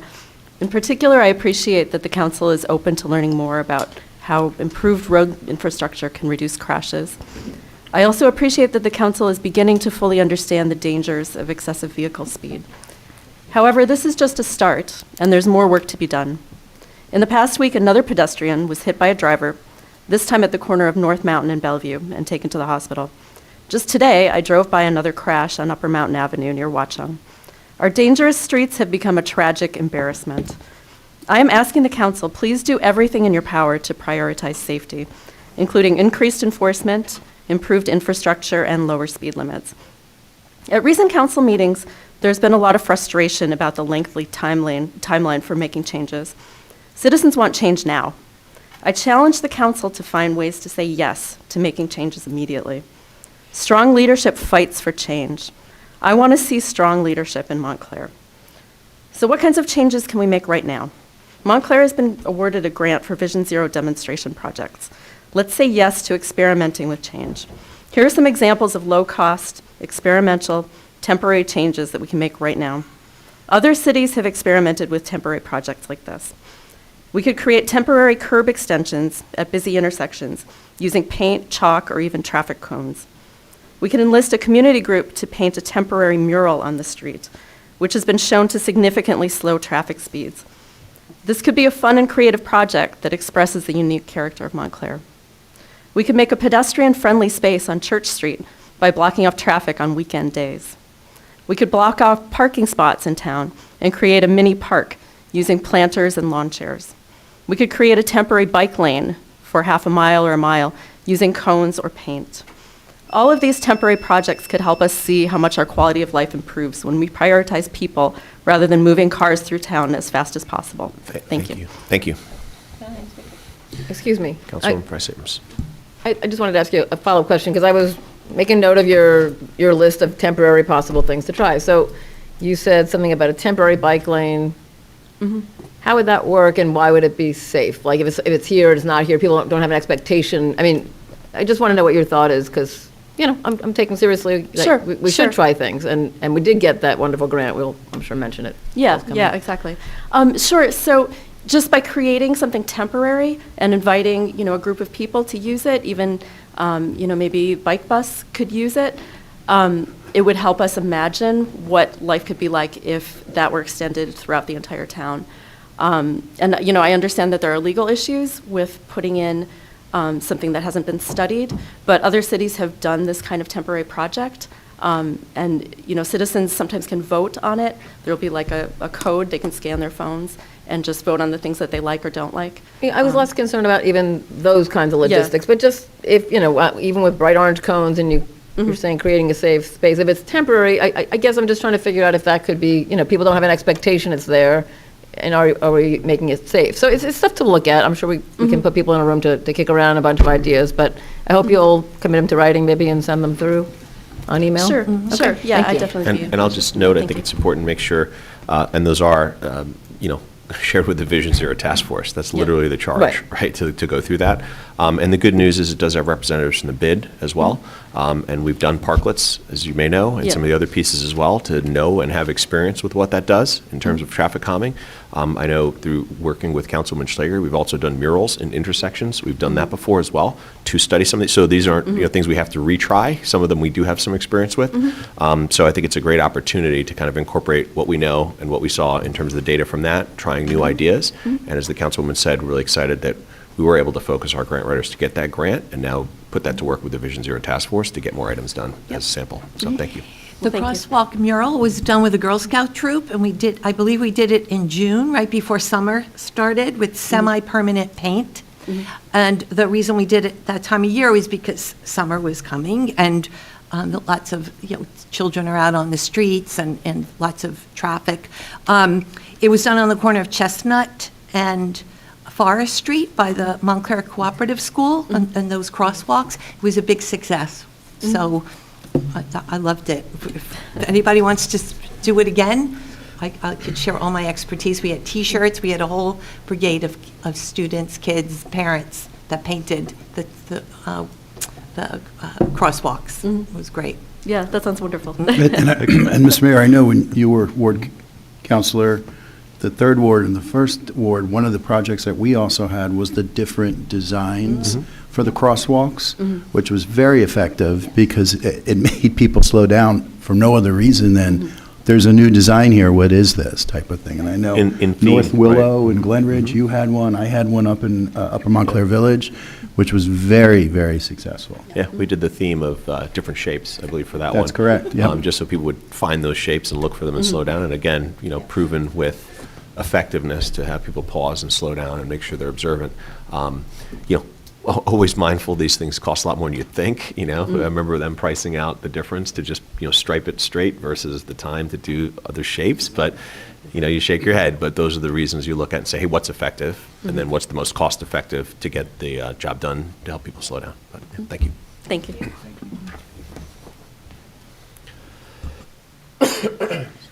Thank you. Paul Mikowitz, 7 Van Vleck. I just want to say thank you for this past year. We've had some great successes. And, you know, usually up here we're kind of complaining or asking for things, and I just want to acknowledge about this time last year we got started talking about a Vision Zero Task Force, and Excuse me. Now we've had a couple meetings, and we're thrilled that you are looking for changing our speed limits townwide. We know that's one part of a lot of other things that we have to do, so that's great. And I've sat here sitting, I think I understand. No, I don't understand. Now I think I understand. I'm still not sure about all the ordinance and everything else, but if I am understand this correctly, the intent is to have 25 townwide, regardless of a county or not, or less. That's correct, right? And all this That is amendment correct. and other stuff is because of the way it's worded. Got it. Thank you. You bet. We're thrilled that we got the SS4A grant. The problem with the bad downside of the money is it's slow, and we're going to be months just getting to the access of that. So what I'm going to ask the township to do is put some money aside, because you're saving a lot. We got that grant to be able to do these demonstration projects, and we can do this stuff on our own and on a smaller scale, and save the money for the bigger projects. But there's a lot of demonstration projects that we can do because people want to see action right away. So I'd love to see us plan this winter and this spring get started, because the way this grant money works, it's not going to be ready yet.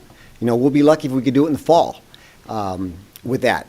So there's a lot of things we can do really, really inexpensively, and there's going to be some hard decisions to make down the road, because when it comes to real bike lanes, for the most part, you got to take away parking somewhere. So we're going to have to make some tough choices about where the parking goes. We know we've had a parking study. We have plenty of parking in town. It's just not right where we want to go. Every time we're going to have to park in the deck somewhere and walk our way to our location. Thank you very much. Happy holidays, everyone. Thank you so much. Appreciate that. And thank you for highlighting, I remember what has always been that discussion around parking, right? That's always what comes up. So thank you. Hi again, Bob Mannix Kramer, 650 Grove Street. Two kind of unrelated thoughts. At the last town council meeting, I was a silent observer, and I just want to say I was disappointed at the loss of civility in public comment. I think some of you were yelled at and accused of malice, and I don't think that's appropriate. And I appreciate everything you do. I share the passion with some of those people who spoke, but the tone wasn't right. I hope we can do better. Thank you. Thank you. Second thing, thank you for the action on speed limits today and the amendment to make things clear. This is my first public comment, and there's an amendment result. This is great. This is fun. Hey, you're one for one. Yeah. You're one for one. And I look forward to more. And the last thing I'll say, there's been a lot of statements of concern about traffic and road safety, and a lot of deflection to the Vision Zero Task Force, and I think that's okay and maybe appropriate, but that is a bill that will come due at some point. There will be recommendations that are much more difficult than speed limits. They'll be expensive. There will be legitimate opposition to them. Parking spaces is a great tee up. That'll be the one, and yeah. I hope we have the courage to cut through that and implement the recommendations of the Vision Zero Task Force. Thank you. Thank you. Appreciate that. Come on back. Yeah, I really appreciate that. Thank you. Good evening. My name is Jack Good Spear. I live at 128 Haddon Place. Yes, I gave you my comments. Just in case I forget them, you can coach me from the side. And nice poems, Jack, nice poems. Thank you. Greetings. I thank you all for your tireless efforts in maintaining Montclair's unique character. As a resident since 1976, I'm aware of the many challenges we face. Our diversity and public spaces are key ingredients. Tonight, I want to thank whomever reopened our War Memorial in Edgemont Park. The memorial was closed for about 6 months, opening, I think, sometime in September. The closure placed us as the only town in Essex County, and I researched this and went there and called them up, the only town in Essex County with locked gates to its shrine commemorating those who gave their lives defending our freedom. Built in 1925, there are over 250 names on the memorial of Montclair residents who gave their lives beginning with World War I. People from various backgrounds are among the dead. I often end my walking routes at the memorial. I'm retired, so I get to walk a lot. At the memorial, meeting local residents and visitors from around the world. Engaging in conversations, I realize we are disconnected from our warriors. With the absence of the military draft and the rise of individualism, we are rapidly moving away from the strength of community and common purpose. I'm a military brat. One moment, gotta compose. My father was a professional soldier for 30 years, serving in World War II from Normandy to the Battle of the Bulge and in Vietnam. On this day, in 1944, he was a prisoner of war at the Bulge. He thought he was not going to survive, that he would never see his family again, my mother and me. He was 21 years old. Magically, my father survived, living to the age of 94. His infantry division, the 30th Division, was created in World War I. Its insignia is engraved on our memorial, and there I have a little facsimile of it. And it is an O, and in the center is an H for the Old Hickory Division. And thus we have the 3 Roman X's for the 30th Division. Incorporated into the Montclair Township logo, the World War I memorial features Lady Liberty on top of the granite shaft, and below Columbia shielding 2 soldiers. The names of the dead are listed on the granite shaft. As they defended our freedom, we must defend their memory. Jack, I'm going to ask you, just being mindful of everyone else's time, to wrap it up here and finish Okay. up your comments. And Our town is associated with the public. You may read the last paragraph on your own. I would thus like to end by reading a short poem that I wrote. Names, just names. Peaceful day in the air, a November sky, flag waving on this a very special day. Citizens walking, some in the grass lie, enjoying the day, no one here to stay. Strolling, playing, everyone knows the way. Lady Liberty standing tall is mute. Her presence does not people's day delay. Granite engraved names, no one stops, salutes. Children all, their lives no chance of future pursuit. Adams, Dubois, Murphy, Thomas, Eisling, names, just names, are long lost, forgotten roots. Enlisted, inducted, doomed saplings. Light dims, day ends, flag flying, empty park, names, just names, silent centuries in the dark. Thank you all and happy holiday. thank you, Jack. Thank you. Mayor, if I... Jack, that's a beautiful poem, Jack. Can I, Nice job. Beautiful poem. can I say something? Oh, please, Councilman. Mr. Spear, I had the gates unlocked at Edgemont Park. I heard from many residents, that's my ward in the second ward, and I got in touch with Mr. Lapola, who in turn got in touch with Mr. Robianco, who went there to unlock the gates, and they are unlocked. I just have to tell you, my father, Harold Solomon, was in World War II and fought at the Battle of the Bulge. He lived till 92 as well, and he was part of the greatest generation, and that's very near and dear to me, obviously. My father was also a member and an officer at the Jewish American War Veterans Organization, of which that wasn't a very big group of gentlemen and men who served of Jewish ethnicity in World War II. Right. My father was a proud member of that group. He was also a first lieutenant. And I don't know what division he was in, but I'm going to ask my brother, because he knows all about that. But I thank you very much for this poem, and for recognizing all of this, and your father as well. Thank you. And Jack, last thing I'll say And too, Jack- your postcards, as you always send them, your postcards, you always do a great job. I These are appreciate it every year, by the beautiful. way. Thank you. The photos you capture all around town, I mean, second to none. Thank you for that. Jack, my brother's a photographer, so I'm going to give him these.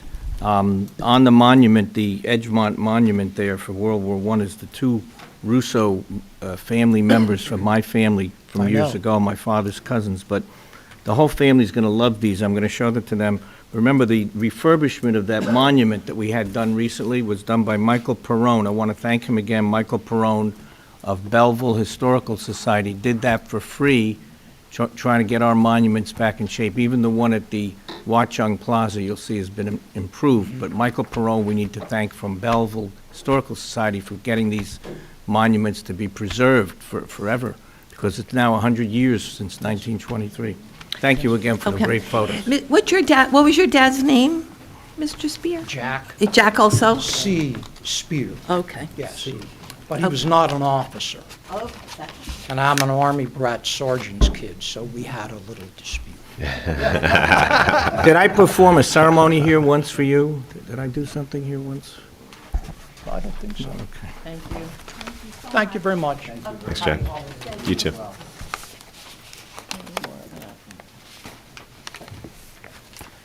Hi, as you know, I'm Chrissy Thomas, 257 North Mountain Ave, wheelchair ramp, giant United Against Semitism sign with Christmas lights. I'm a product of Montclair High School and the public schools. I went to Edgemont, Mount Hebron, Glenfield, Montclair High, class of '87. Then I went to Wesleyan, UVA, Penn, and Georgetown to get a BA in political science, an MBA, a master's in public policy, and a law degree.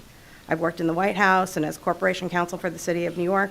And instead of doing M&A or running a nonprofit that I started, I became a trial lawyer. I fight for the people who have no voice or are very afraid to speak, like children and victims of domestic violence. So when you hear me, know that that's where I'm coming from. Although I rarely shout, sometimes you all may think up there on the dais or people that are even watching the meetings, like I'm shouting about water that isn't safe to drink, or air that isn't safe to breathe, or roads that are not safe to walk on, and that flood during heavy rains like yesterday. And that I get upset about people and dogs dying because they've been hit by cars on the streets of Montclair. I'm also a first-generation immigrant, direct from Kerala, India.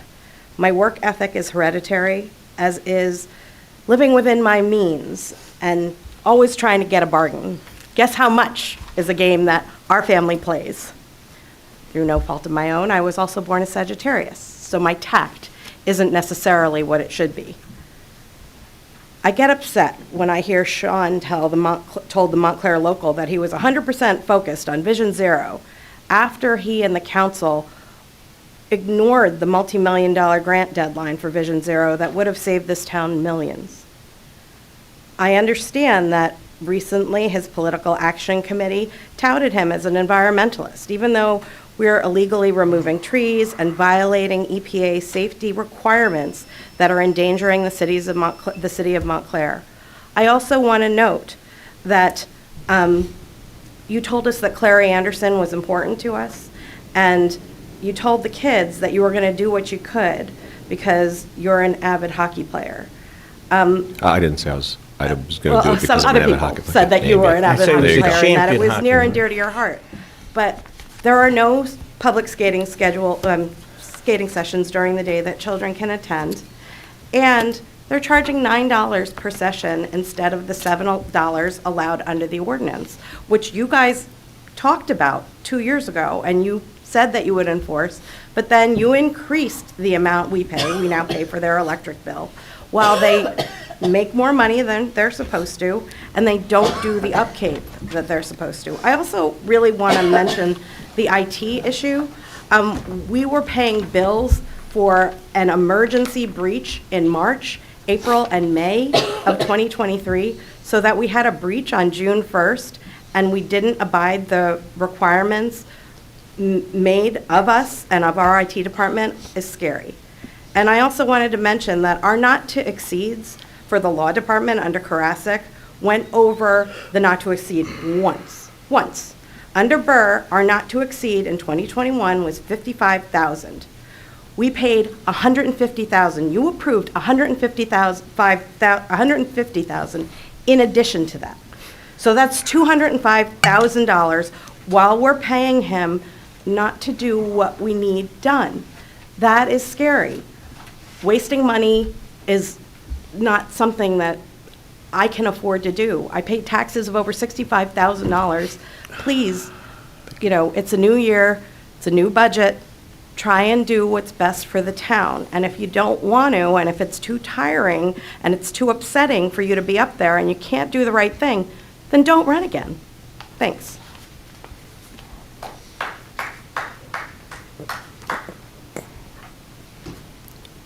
Here. Good evening. You, ma'am, Kevin Durwood, on Hitchcock Place. Two issues. The first one has to do with, I'm a member of the Montclair Interfaith Clergy, and it appears from talking with other members that we've had some harassment and some scares on our religious institutions. For the record, I have complete faith in our police department under the leadership of the chief and the rest of his capable officers. But I think it's something that we should be aware of and we should pay attention to. The second thing is in November, there was an issue where the Montclair Civil Rights Commission was used by, I believe, the chairwoman, Ms. Rappaport, and I believe that you guys were supposed to look into it to see if anything was not correct. It appears it was correct because the name of the commission was used in the newspaper, the local newspaper, saying that the commission disagreed with an event that took place at the library. So my question specifically to the town manager is, have you started anything? And number two, what's the progress of it?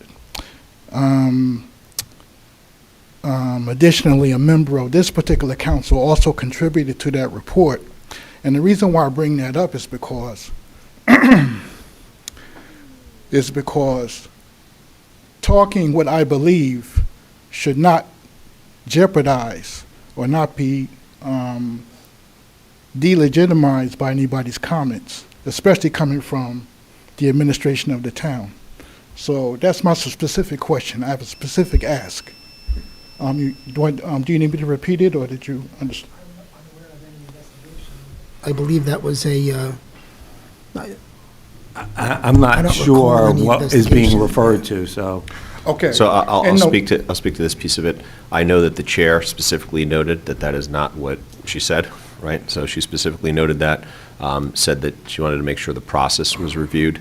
But again, whatever the paper prints and whatever she says is between them and, whatever that looks like. But that was the argument that was made there, specific to any council comment. I'll let the councilwoman speak to that if she chooses. But specific to your question, there was a specific, and I saw a notification from her that that is not what she had said. What was said, I don't know. I wasn't, part of that conversation. Okay, for clarification for myself, so I guess her comment is that she never said anything to be printed in the paper. Okay. Well, is it appropriate that the town administration have the paper do a retraction? Because the paper says that the people in there supported Hamas, quote unquote. The paper in there said the Montclair Civil Rights Commission doesn't agree that this should happen. The Montclair Civil Rights Commission doesn't believe that this is something that's appropriate for this town. Okay, so this is representing the town that you guys represent. I mean that you guys are an administration of, and it hasn't been corrected. So, what's the proper way to go on to move ahead? The proper way, if you would like more clarification, would be reach out to the chair and ask her if she's had that conversation with the paper and is asking them if they're correcting the record. I don't know if she's had that. I don't know if they've refused. I don't know if they've agreed. I just don't know. Okay. I All don't right, believe all right. she's no longer, I don't think she's the chair anymore. Right, that too. Right, That's but the other. fair. Soon not to be, but yeah. FYI, I have a meeting with Liz George, who's the editor of the paper on Friday, so maybe we'll do something. Thank you very much for your time. Thank you. I'm sorry, Yeah. Mom. I do want to clarify what it is you're asking of me. You didn't name me, but I am the person who commented in my personal capacity, and I distinguish that from my township role. And so I'm just asking what it is that if you have a question for me, I wasn't clear about it. Just the appearance of the strong wording that was used, that is very, we're talking about people not feeling protected and people not being feared. Well, I don't feel that way in town if my views, if I express that view, will be looked at a certain way. I'm on record. Everybody knows I'm on record that basically that nobody should be oppressed. Nobody should be bullied. Nobody should be anything. So I'm just trying to make sure that anybody who expresses those views, especially from the Quakers, I don't know. I mean, the Quakers were the one doing the talk at the library, and I've never heard the Quakers committing terrorism. I don't know. Do they have Osama bin Laden? I don't know. I will just say that in my personal capacity, what I was trying to communicate had to do with that the library board at the time was trying to review themselves. I think it's the point, perhaps it's what the mayor just said about what the CRC chairwoman was saying, I'm not sure, but the idea that they hadn't had the opportunity to review whether it was or wasn't a suitable group, and then they had a meeting that was called by a special vote among their bylaws and rules, and they reviewed it and decided to go forward with the program. And so that is what happened. And so I don't think I said anything that was remotely hateful. I was worrying about whether others were, and I thought it wasn't my call, but I was also calling for the opportunity to review the decision by the library board, which they chose to do. Yeah, but the town council, I don't want to belabor this, but Okay. the town council doesn't have the responsibility for reviewing whether content is appropriate, and that's basically their purview. I agree. So these two gentlemen would get involved, I'm sure, if there was no review. And I find it highly unlikely that somebody would come there and they wouldn't have a talk to make sure that it was okay. It made it highly, highly radioactive. And then on top of that, people came there and protested. And nobody protested when the town had something for all of the hostages, the 200 empty chairs. Nobody came there to protest. So everybody in town should have that privilege to be able to participate in something. What I would say is, first of all, the town didn't have that program, but it gave a permit, as I understand it, for people. I was actually out of town and I didn't see it. I saw some pictures. So people asked to use space and they were granted that right and they had a program. So that's that. The town didn't have that program.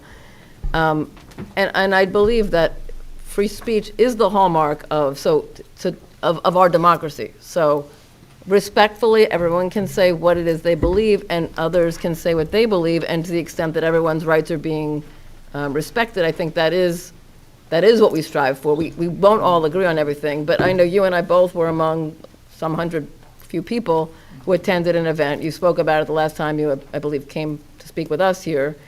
It was of the faith community, not limited to attendance by the faith community. It was open to anybody who would be moved to attend. And we all listened to each other and heard each other's pain and each other's truths. And it's messy, and I think we know that. And I think I didn't know that's what you were coming up here to say, but I respect that's what you wanted to come here to say. And at the same time, I was very happy to participate there with you and with others. And that's how I feel. Okay. I mean, it's an opportunity for everyone to hear each other's truth and let it sit with us. And how can we move forward in a way that brings more wholeness and goodness in the world? That's what we all really want. Okay.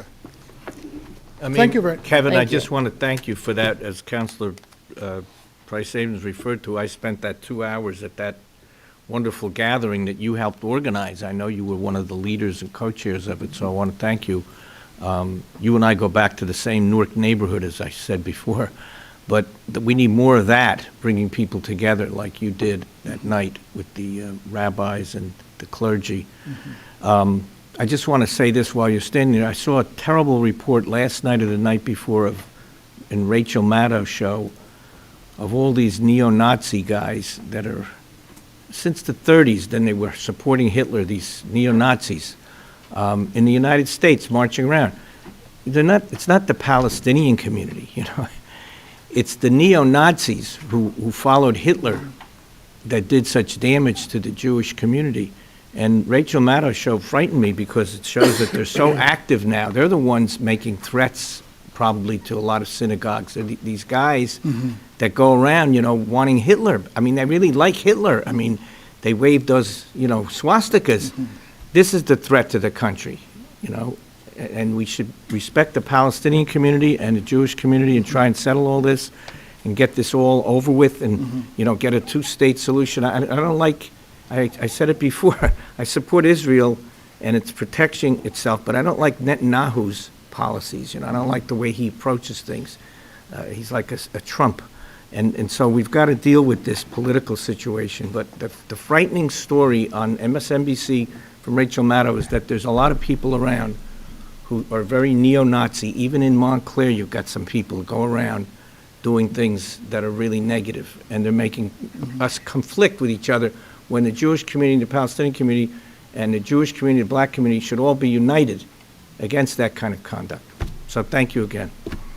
I thank the council very much for hearing us. Thank you. All right, good night. Good night. Thank you.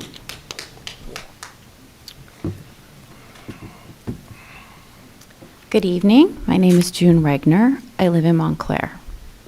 A couple days ago, I was sweeping pine needles on my front porch, and there was a car crash right in front of my house.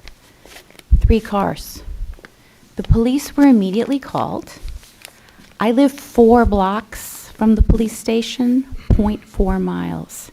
Does anyone want to take bets on how long it took to get someone there? To win, you'd have to guess 17 minutes.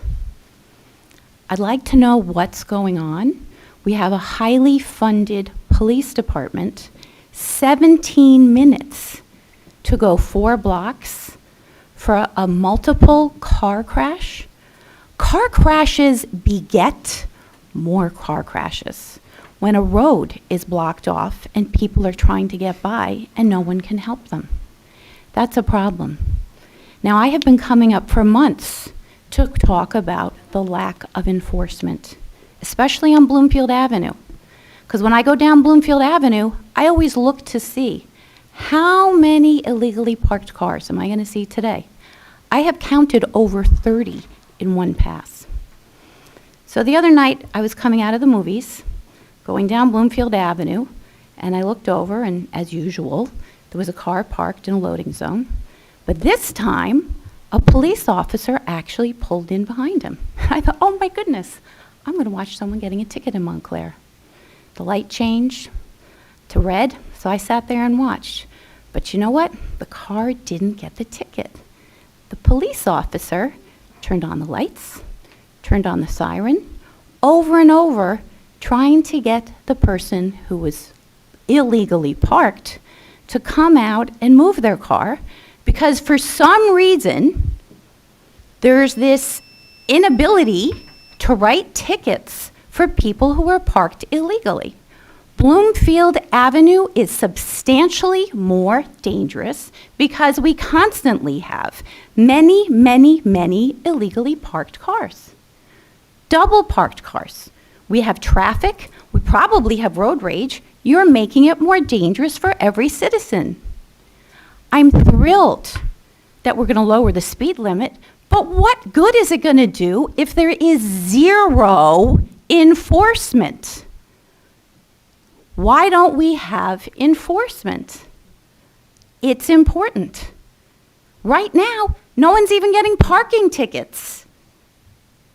Yet we still cannot do anything about the many, many illegally parked cars up and down Bloomfield Avenue all times of the day and night.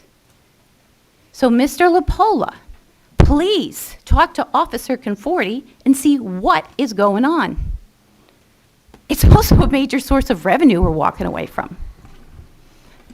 Now, Councilor Price Abrams, I am thrilled to hear that you have such a commitment to free speech.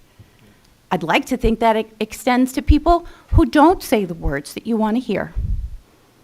McCarthyism is not protecting democracy. Ms. Regner, two things. And my father taught me this a long time ago. If you see a police officer do something like that in a car, take down their car number. And then that way we can easily assess who was driving and who didn't do their job.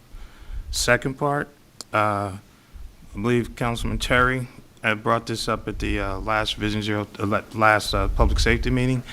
What he found is there are actually poles that are capable of being placed in certain areas and will electronically get cars that are double parked. And so those are some of the things that we're looking into, specifically to what you brought up about Bloomfield Avenue.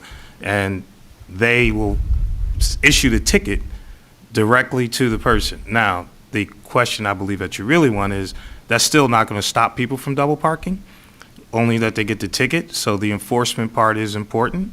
But I do think one of the areas that, when people are held accountable, such as whoever that officer was that did not issue that ticket, I think that makes a difference too. So I implore you, please, if you see something like that, take down the car number, because those car numbers are assigned to officers in which the chief and everyone else will know who was driving that car, who's in that possession. I will do that next time. I think the bigger issue is we have a culture of non-enforcement.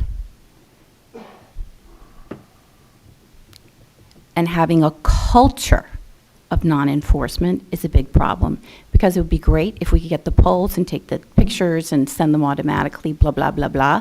But there is no reason why tomorrow morning there can't be a meeting that says, we're going to ticket everybody who's in front of a hydrant, who's in a loading zone, who's in a no parking zone, and start doing something about it.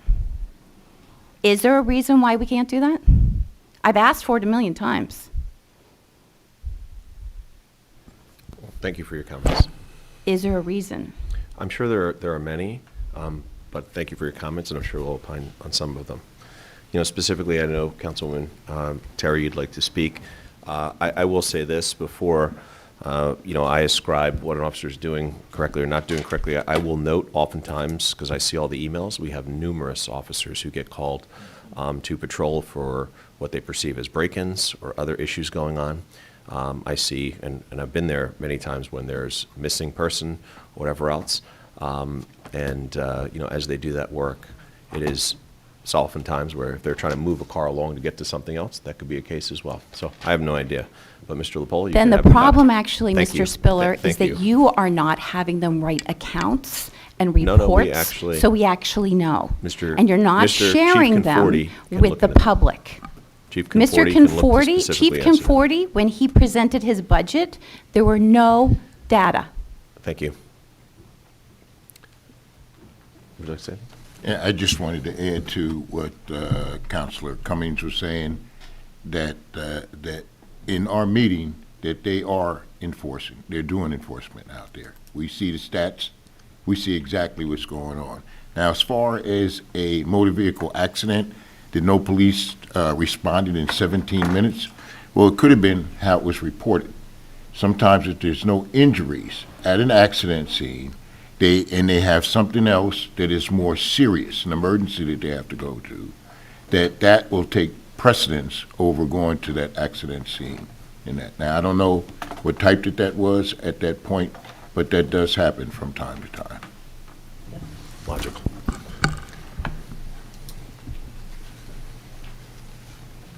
Good evening.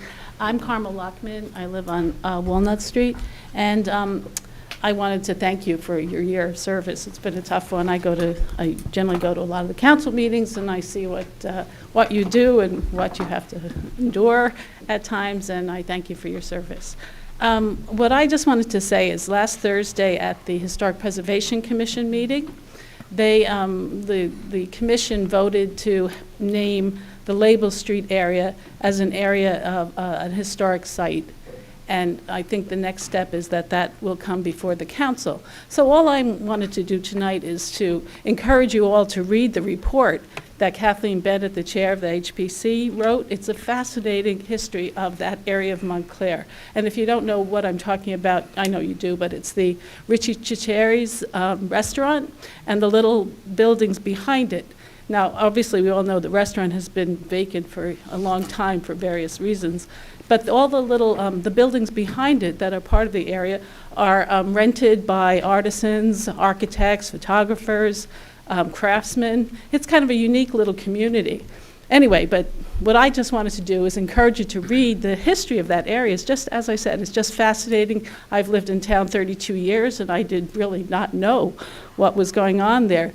It was the largest label manufacturer in the country. And when we think of labels, let's think of like when we first had canned foods. That was a new innovation. They would do the labels for the canned foods. They did wallpaper, did all kinds of things. And in addition to that, part of it, they had war effort, manufacturing some, I mean, I guess wartime, whatever the ammunition things or whatever they have. And it just traces the history of Montclair as a community that had industry as well as residential homes. So I hope that you read the nomination report, and I'm kind of in favor of it being a historic site. I think we want to preserve our history, and it should be a great way to do that. But thank you. Have a good year. Thanks so Bye. much. Thank you.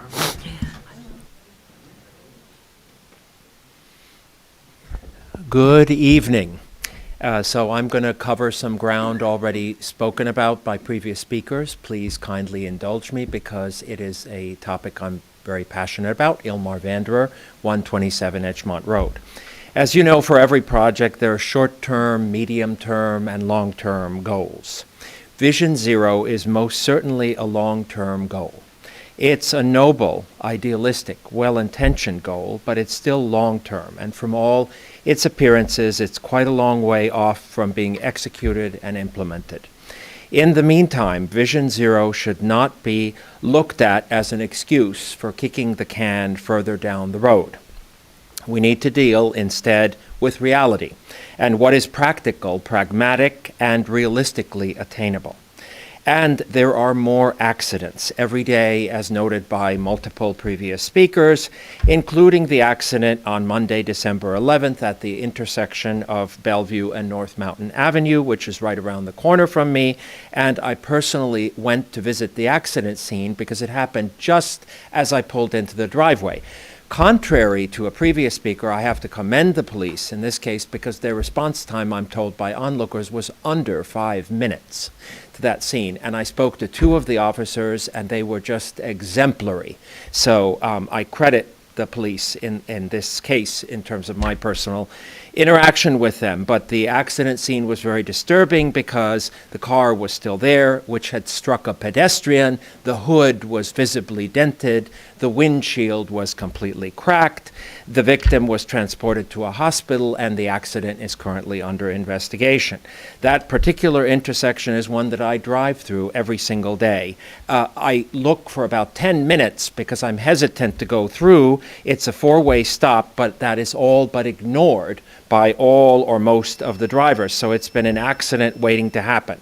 There was yet another accident, I'm told, today near Upper Mountain and Watchung, about which details are still coming in.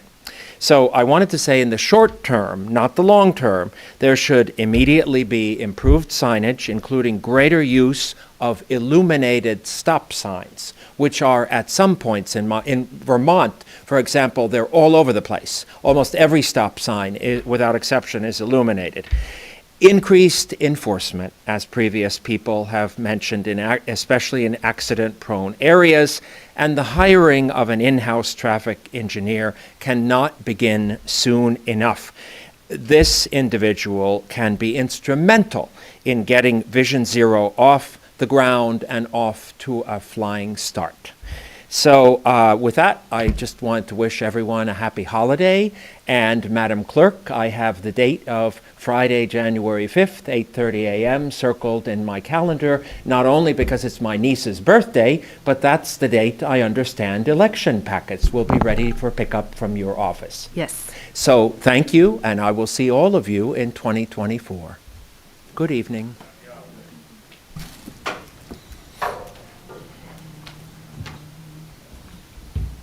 Hello, my name is Eileen Birmingham. I'm here, a friend of mine sent me a question to ask about the anti-hate task force and the status of it. Apparently it was a $300,000 grant that we received in 2022, and she's wondering about the status of that grant. So I'm hoping maybe we could get some answers on that. But I'm here, I have a question because this is just a genuine, sincere question. In the 2020 S&P Global Rating that was dated October 12, 2021, that's on the town website currently, it is stated in that document, in our opinion, a credit weakness is Montclair's large pension and OPEB obligation. And further in the document, it says that the police and firemen's retirement system, et cetera, et cetera, et cetera, and Montclair has a proportional share of the net pension liability equal to $117.3 million. It is and then further it says we have an actuarially determined OPEB liability of $40.97 million. I am just honestly, this is not disrespectful. How is Montclair, what is the long-term forecast for how Montclair is going to deal with this pension obligation? For everyone here in this room, that is a bigger pension obligation than the city of Camden has right now. Several much larger towns have smaller pension obligations. And so when people talk and come here and talk about the hockey rink and the traffic and things that you want, I am here to say this math is scary. I am not trying to be the Lorax, but I do not see how a fire department we deal with 15 fires in our town and we go to dozens more outside of our town. The people of Montclair do our part for the regional fire service of Essex County. Essex County has regional response to fires. Ask what happened in Verona yesterday. Montclair was there. We respond to every fire in Cedar Grove. We do our part.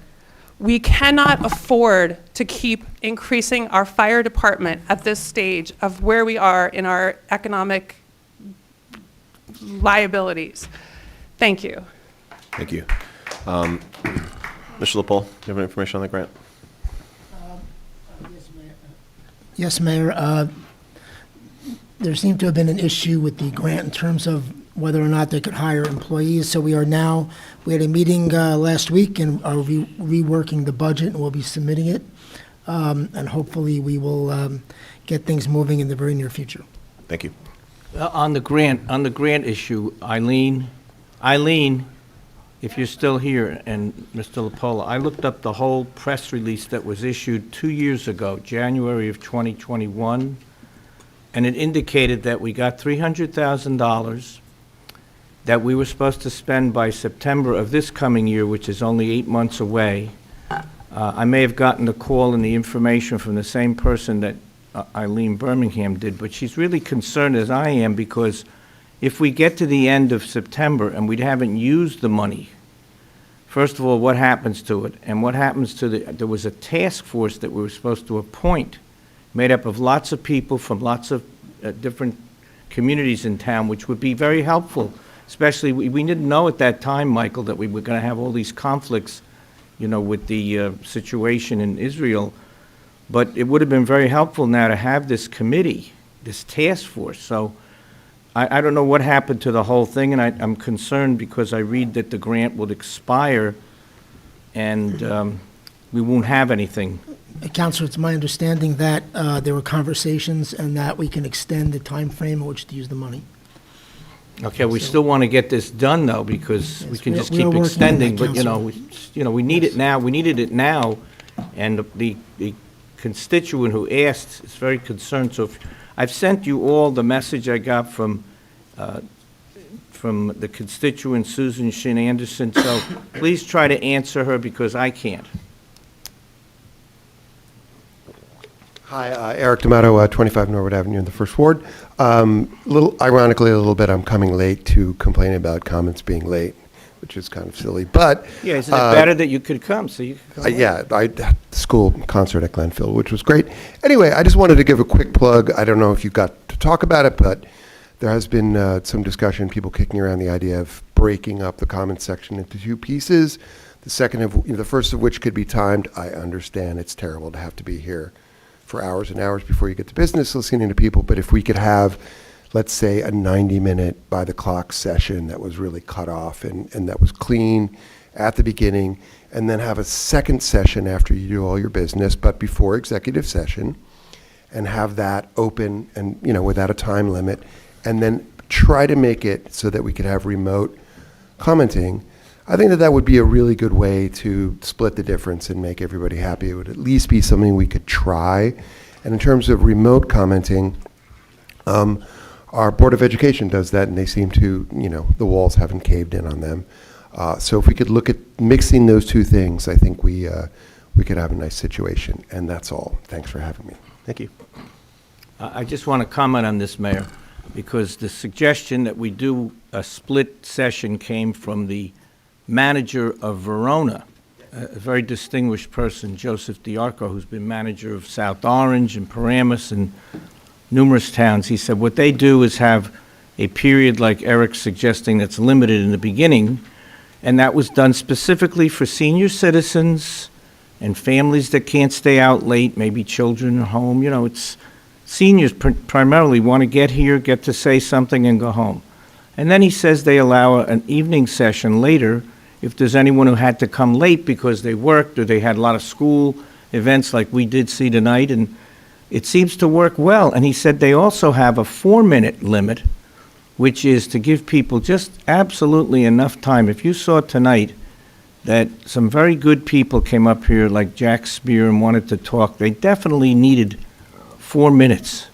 I've also talked to the clerk in Bloomfield. She's a very good clerk. She was my former colleague, the first woman ever elected to the council in Bloomfield, and she says they have a 5-minute limit. Now, tonight, again, we were told it's a 2-minute limit. There weren't a lot of people here. I could see we might have to do that when there's 100 people want to speak. But when there's 20 people or 10 people, we should stick to at least the 3 minutes we've always traditionally done. And remember, we did the earlier meeting. You all know Mayor Robert Jackson, who I served with.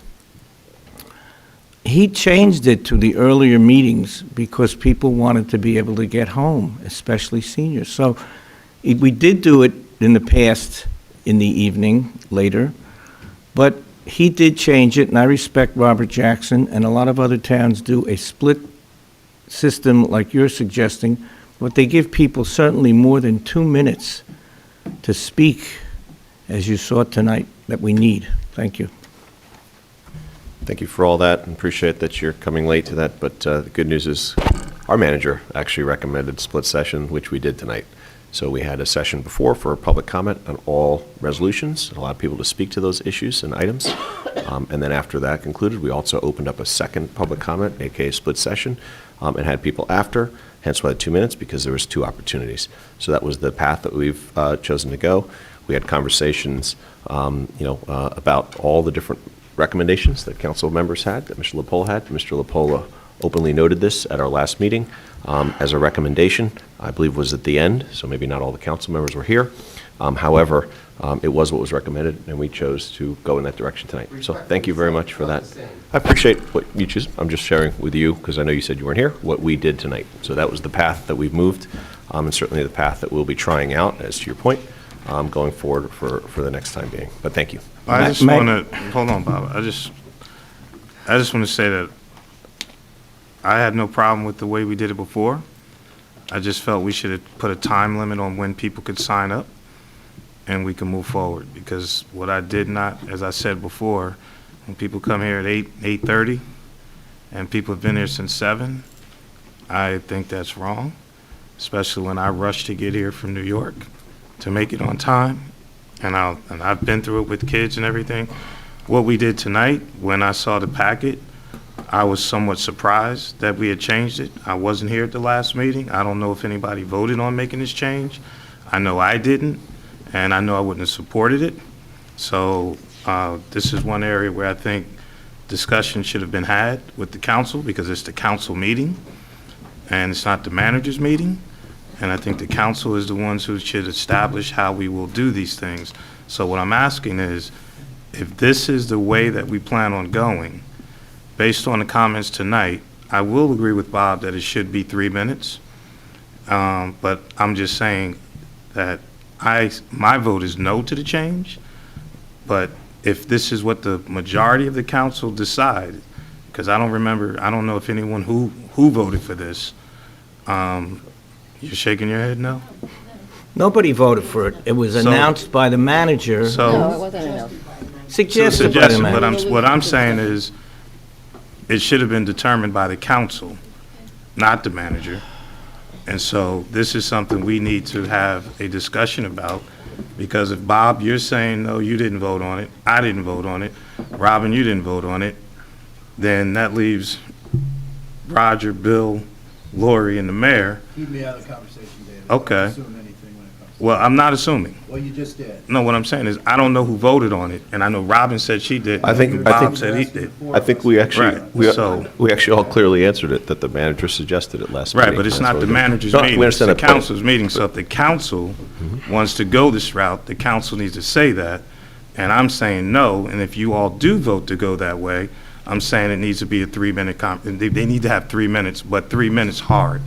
Not 3 minutes and continue, none of that. So that's what I'm saying. Appreciate it. So let's do this.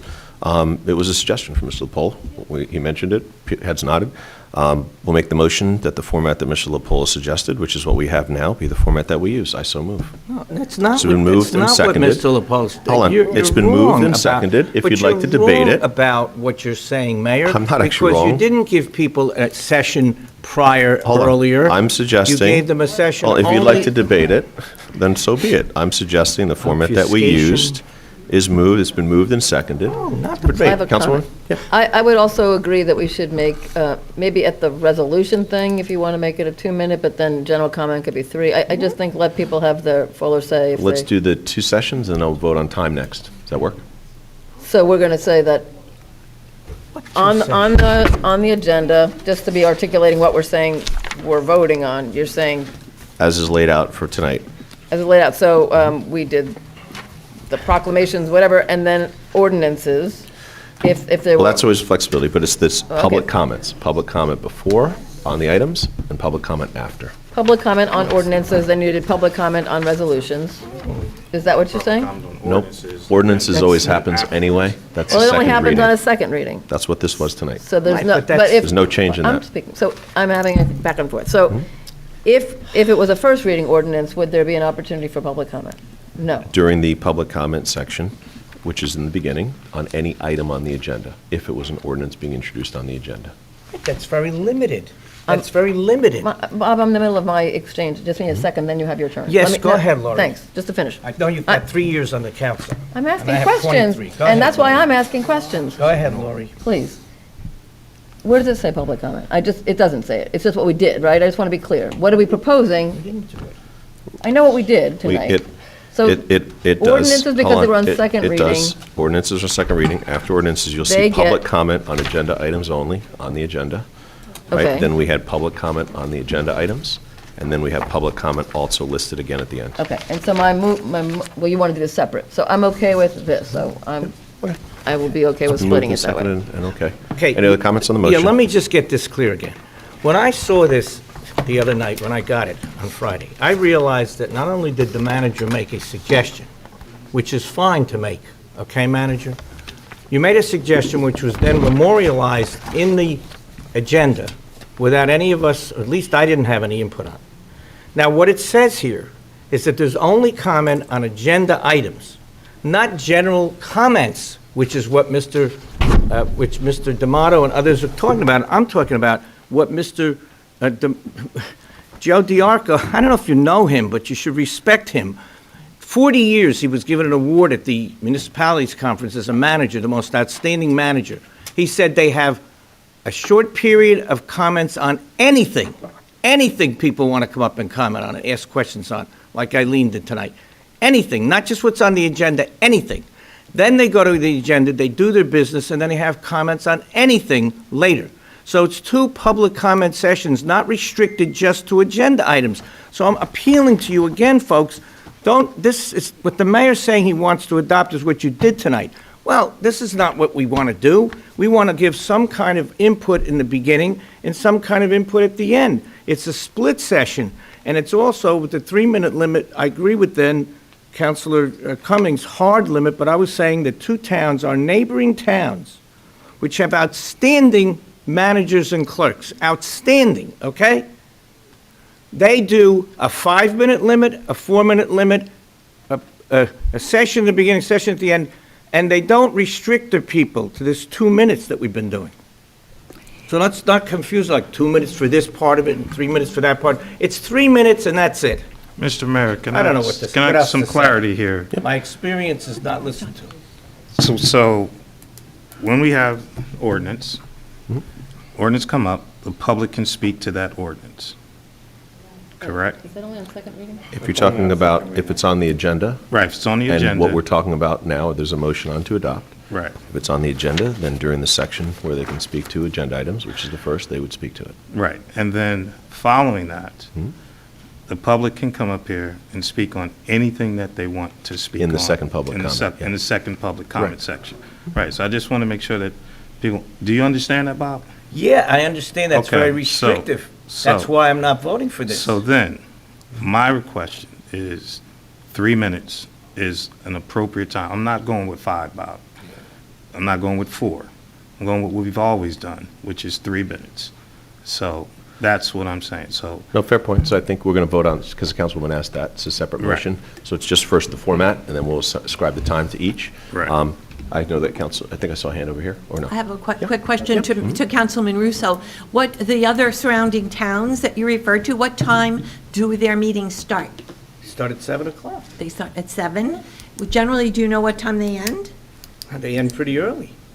They get the public comment over with first, and they allow, at the end, they allow some public comment at the end if people really can't come and come. And they did this, they told me, because people do not want to be sitting here all night waiting for the councils to go on and on. And by the way, they don't have a lot of people coming out because they've somehow dealt with their problems before they all get to the council, which is what our problem is.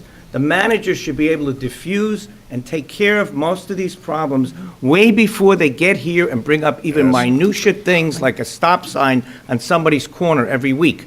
So we have a basic format, not a format problem, but a functioning problem. Now, Mr. LaPole, let's just go back to this. You made a suggestion.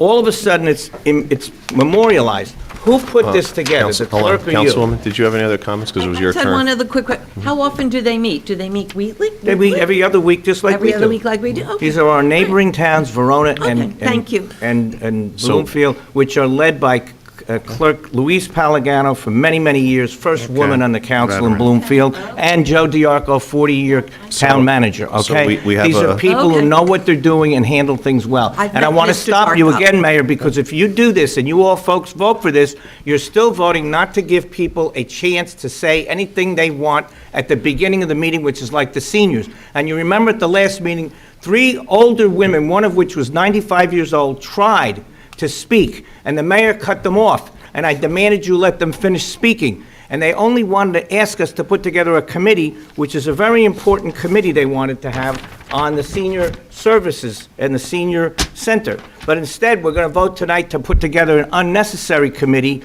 on leaf blowers. So wait a minute. I wasn't here at the last meeting. Mr. LaPola made a recommendation. Bob, did you speak up then? No, because I had left already. Well, Yeah, and then they all mocked me for leaving, but I watched it on TV, and I Well, saw Bob, what happened. I hear Listen, what wait a you're minute, saying. David, let me just tell you Wait, all. Bob, Go wait a laugh all minute. you want. You finished your meeting, you had no other business but to talk about me, I heard, and then you talked about what you did. Now, I love you all, okay, and it's the Christmas spirit, but don't mock what I'm saying tonight. LaPola made a recommendation, I saw it. None of you questioned it at that time. Then it comes up as a memorialized agenda item. I want to know who puts together this agenda. Is it the manager or is it the clerk? So in the interest of, again, chairing the agenda, under Robert's rules, we've made a motion. Speak to the motion as germane. And as even as the gentleman noted earlier today, right, we can vehemently disagree, but we are going to do it respectfully, and we're going to do it with a process. And hopefully you can argue your point, and if you are successful in convincing enough people to do it, that's what they'll follow. But we're not going to do it by trying to out-yell each other. You're So I such will a say great this. protector of democracy, Mayor. right. Such a great protector of I democracy. agree with everything you said, and that was my point. The process Yeah. should have Process been, was bad. Bob, the process should have been, this is a change that we're considering, and all council's members should have had an opportunity to agree or not agree, as opposed to it being on the And agenda hence why we're as doing a it now. change. So now we're going through the proper process after having an opportunity to actually see how it works. And so therefore, but that should have been done ahead of time. But again, I'm striding on one thing, 3 minutes. I hear you. All right, Madam Clerk? What are we Counselor- voting on? On the two sections, time second. So we're voting on changing to this form. Correct. Of how we will conduct meetings going forward. Correct. All right. Are there, forgive the question, because I'm trying to be good. Does that mean that the time limit is, or is that a We're separate? doing that second. Thank you, No Mr. time on Mayor. this. Appreciate it. Counselor Cummings? No. Deputy Mayor Hurlock? Yes.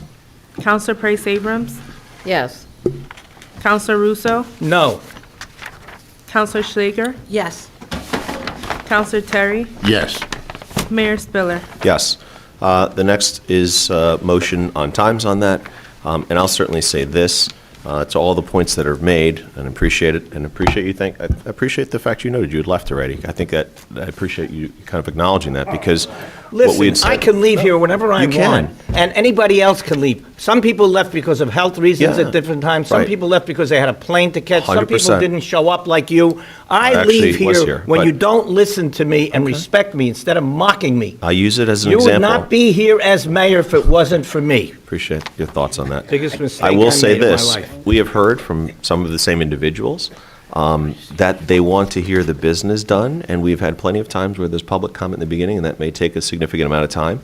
And there are plenty of people who are at the end of that line for public comment, even at the beginning, who wait a significant amount of time, and therefore don't get to see the business that's on the agenda, that many have lobbied for to get on there, that many are waiting on a reading to see if we're introducing speed limit change or anything else. By moving it to, if you've got a comment on the items that are on the agenda, you have a chance to speak to those. You know what's going to be happening. Those listening know it's going to be addressed.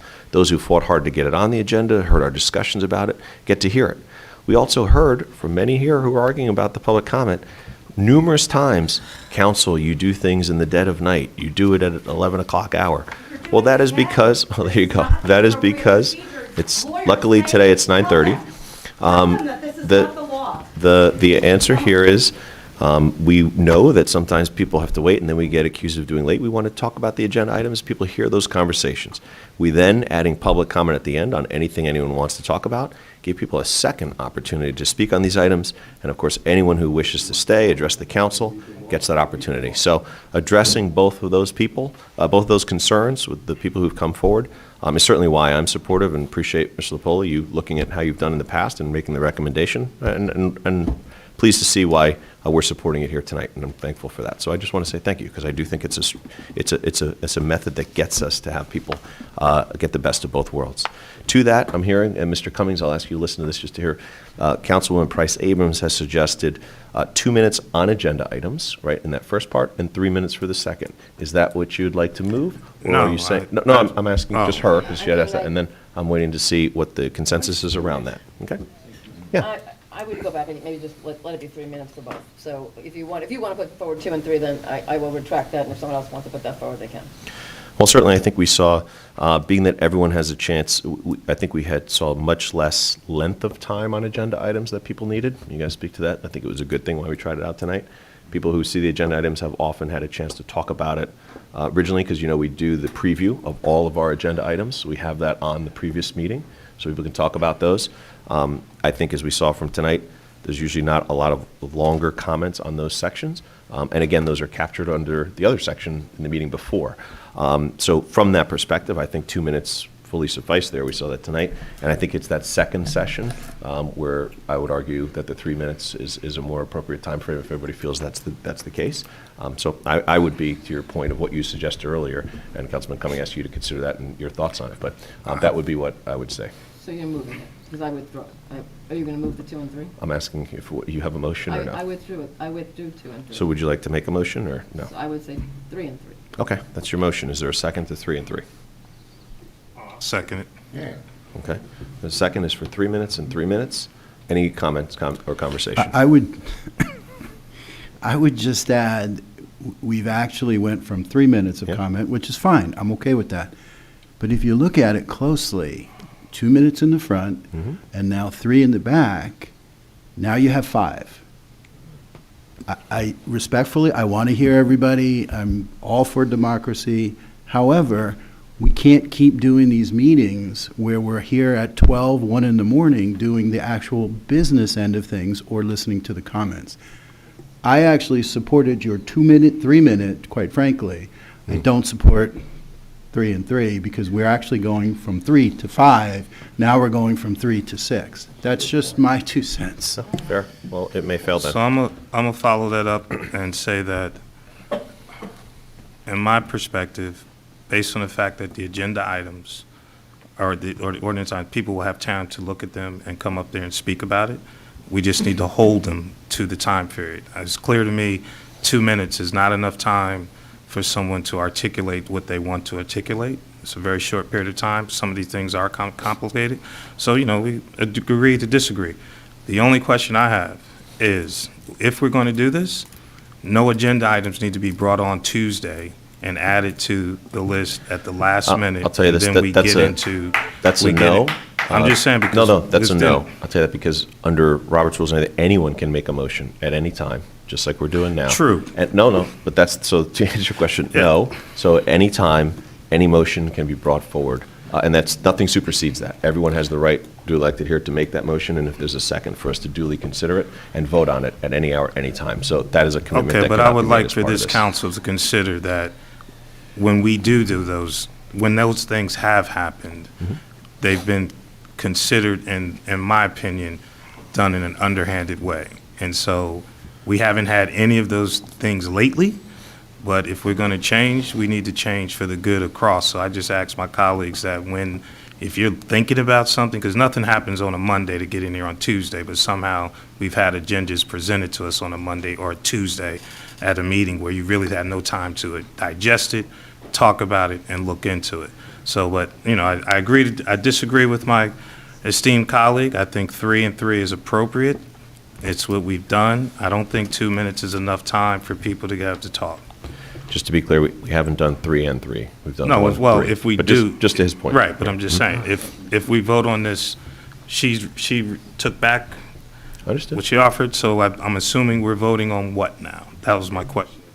Well, have you taken back, what are you, I had withdrawn 2 and 3. Okay. I put forward 3 and 3. I'm now hearing people's considerations, and so, I could reconsider that as well. Okay. We're all really just Yeah, I having know a that. public conversation. This is not Okay. this is not a rebuke. It's just a question of what would you, Yeah, you've heard some of the arguments it's a here. fair point. What would you like to, Okay.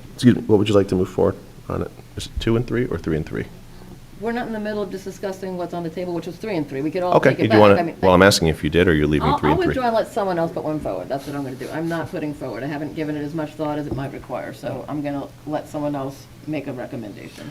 Well, that was Mr. my De- point of Mr. how Deputy we Mayor, got would it. you like We to move should have to had 2 and 3 then? discussion prior to. We're having a discussion right now. I'd like to It's ask been what moved, the emergency is 2 that you're and 3. doing this without public comment, without it It's- being on the it's, agenda. It's not appropriate, it's against the Bridget, law. It's as- not what the it's statute says, and Mr. Burr should not know the that, case. and he should Thank so you. advise you. It's not the case. Thank you. This is Thank you. unfeasible. This is Thank you. why people want to speak. Because been you do moved. things without Appreciate that. following the proper procedure. I think we are It's following not the proper okay procedure. with anybody. No, Well, you're not.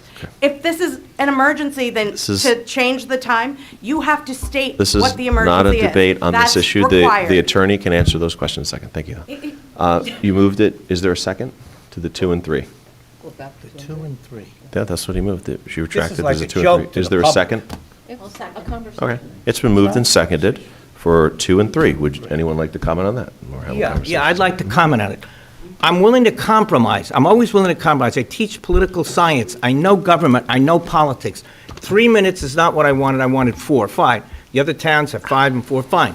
3 is good, as Councilman Cummings said. But you got to give 3 to the general public comment period at the beginning and the general public comment period at the end. You don't have in this resolution that you're putting forward a comment period in the beginning. You have comments only on existing ordinances that are on the agenda. You understand what you're doing? You're not giving the people a comment period that say Bloomfield and Verona. I'm not saying those towns are better than us. They have experienced leaders who are letting the people speak. The people have a right to speak at the beginning who can't stay. I'm talking about the 25% of our population are the seniors, and I'm talking about the people who can't come early. They have to come later because of family and children obligations and school obligations. So you give them the hour and a half at the most, or an hour at the most at the beginning, and you give them the same thing at the end. You'll have a half and half, and you won't have anybody here at all if we just do our job. Okay, thank you. Anyone else wishing to speak on the motion? Seeing none, Madam Clerk. Counselor Cummings? No. What motion? Deputy is 2 Mayor and 3. Hurlock? Yes. This is 2 and 3. Counselor Price Abrams? Yes. Counselor Russo? No. Counselor Sager? Yes. Counselor Terry? Yes. Mayor Spiller? Yes. Okay, so moving forward, we have that process, and thank you, Councilman Cummings, for noting that his suggestion should be voted on. You did, thank you. Specific to that, Mr. Burr, would you like to speak to when motions can be made, et cetera, specific to any item that wants to be moved as a motion? All right, is your microphone on? I hate to Pursuant bully to you, Robert but- rules, motions can be raised at any time during the meeting. Pursuant, Go ahead, it's, again, not appropriate to just yell out, but go ahead. pursuant to Open Public Meetings Act 10:4-12, 7A, except as provided by subsection B of this section, all meetings of public bodies shall be open to the public at all times. Nothing in this act shall be construed to limit the discretion of a public body to permit, prohibit, or regulate the active participation of the public at any meeting, except that a municipal governing body and a Board of Education shall be required to set aside a portion of every meeting of the municipal governing body or Board of Education, the length of portion to be determined by the municipal governing body or Board of Education, for public comment of any governmental or school issue that a member of the public feels may be of concern to the residents of the municipality or school district.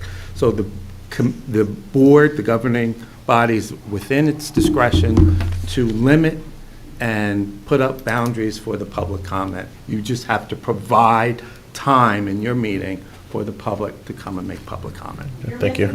And specifically, The law is about how appreciate the the comments. process of writing an emergency ordinance at the end of a meeting. Not an That's ordinance, what but you're not Mr. following. And you Mr. did Burr, your resolution. again, not an ordinance, but Mr. Burr, as a resolution, the comments on emergency resolution, You're not allowed to do that. 9:30. Go ahead. I'm not, I don't, you could, as I stated earlier, the Robert's Rules of Order permits the public. I heard you, bodies- just want, okay. Right, it doesn't require it to be an emergency. Okay. Specific to that, I believe there's a request for executive session. So, correct? Yeah, Do well, some of the right. items you want to look at. Okay, so the next will be a motion to go into executive session, the items to discuss personnel. And with that, I'll enter a motion to move into executive session. Hang on.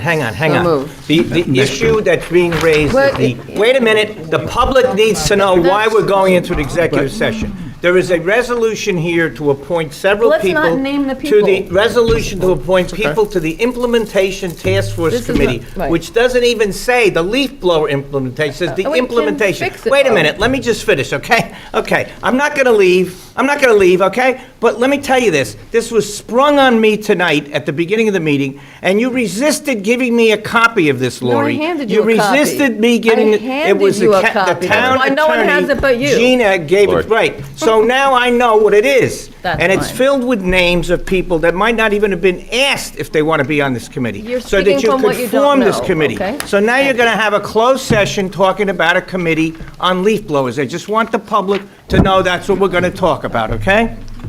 So- Nobody tells the public Mayor. anything, Gonna move and to I'm go into telling. executive Mayor, session. there's two other items You to do? be discussed in the executive session. That's litigation on the Lackawanna redevelopment. Okay. And then there's a class action suit that we want to discuss with the council. Okay, please note for the record, Madam Clerk, the two other conditions and reasons for executive session. All right, so attorney can speak to those. All right, it's been moved and seconded. All in favor of executive session, please say aye. Aye. Opposed? Abstentions? We'll move into executive session. Thank you very much.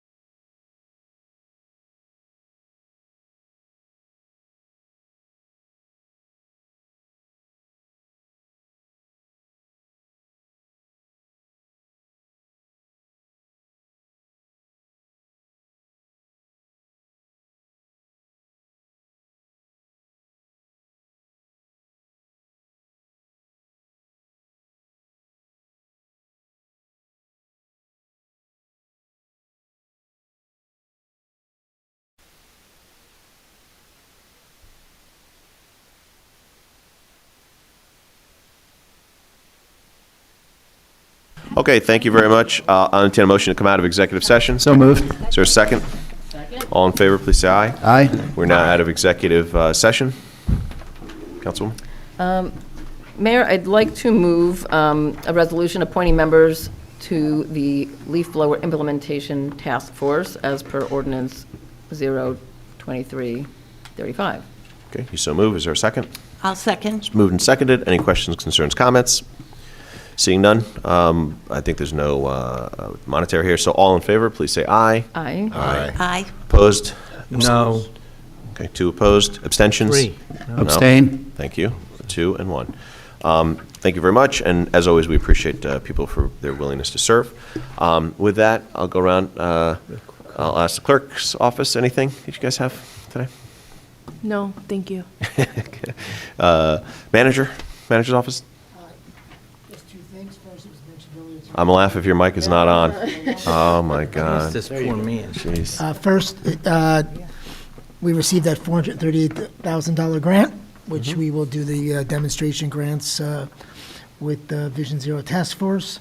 And the second thing is just to dispel any rumors out there. There are no plans anywhere at all about privatizing any parts of government, especially anything having to do with garbage or the kennel, or the animal shelter. So I just want to make sure, since these rumors are circulating out there, it's very hard to disprove something that's not true, but it's not happening. So I just want to say it for the record in the public that that is unfounded, untrue, made up, and whatever else you want to call it. So thank you.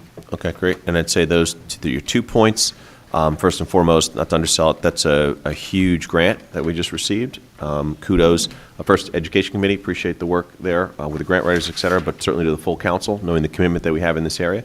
And I think we've done a great job of having our dollars go a long way in terms of the work that our grant writers do, and we thank them and our team for making that happen. And again, the partners that we've been able to come forward and get dollars like this, I think it absolutely helps when we talk about always tight budgets and managing people's taxes and impact. Being able to offset costs with grants such as this, it's a huge win. So we're all really excited about it. When that came across my desk, I was thrilled to see that. So really great stuff there. Secondly, the other comment, Mr. LaPola, again, appreciate that you're hearing things. I'll just note, and officially, I remember those of us running, even years ago, that was actually one of the issues, talking about privatization, and specifically those of us running saying absolutely not. Right? No way, no how, not on our watch. There was actually a couple other groups talking about that, and we said, heck no. We've seen it time and time again. Entities come in, they come in with a low bid. Next thing you know, you've got your vehicles gone, you got other things gone, and then all of a sudden those rates jack up. Secondly, I'll also note, seen firsthand, we all have, when we're faced with an emergency situation. We've seen it before when all of a sudden whether it's the fire department's got to be pumping out our schools and everything else because of a flood that we've received. It was also sanitation departments when no one else could get carriers to haul away a lot of the water damaged property that was there. They were at every one of our schools helping, and I remember that distinctly, working with this district and the superintendent, visiting those sites, working with our crews to get that to happen. Everybody around us scrambling for the 2 waste management trucks that were available, and we had our own team to get that done, right? So I've seen firsthand, whether it's snowstorms that are emergency situations, we got our teams out there when others don't have coverage.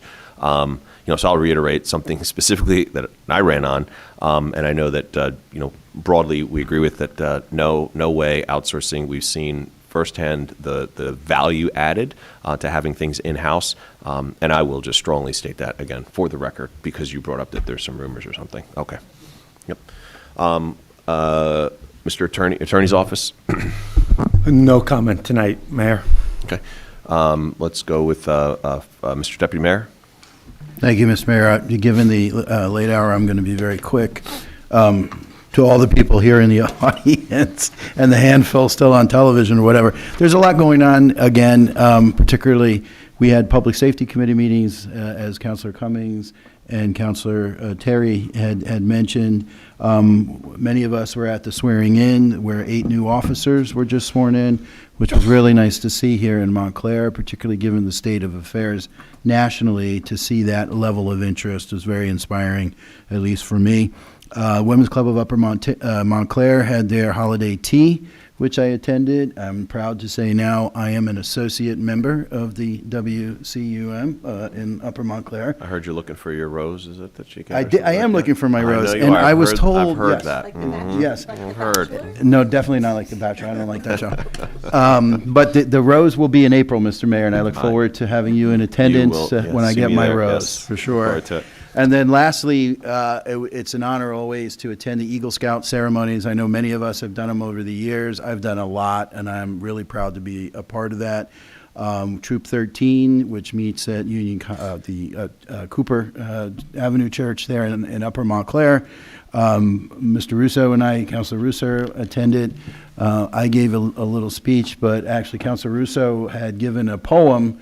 Bob, I think that you said you wrote that, right? Was that true? 1994. 1994, he wrote the poem. So we had a nice outing there. And with that, Mr. Mayor, I wish everyone a happy and safe holiday and a happy and healthy and prosperous new year to all of you. Thank you, Mr. Mayor. Thank you very much.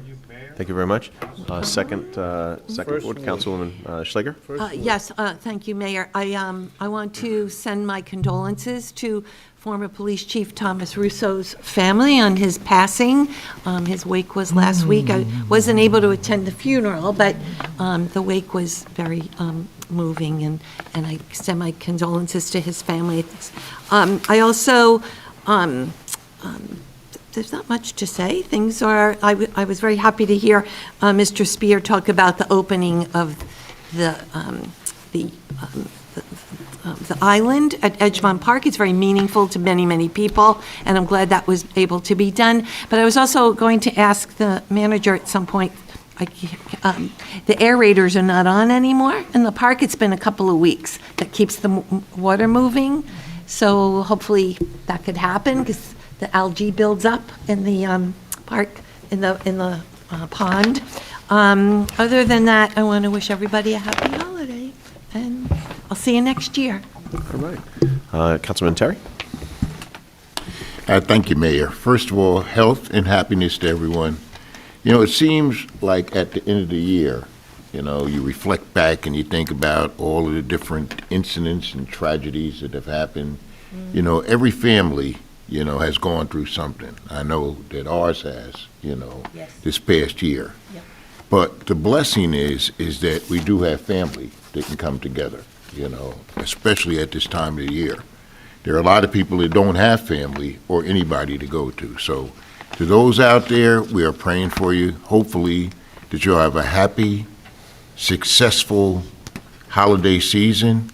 And I'm glad I had an opportunity for these couple of months to sit with your colleagues here.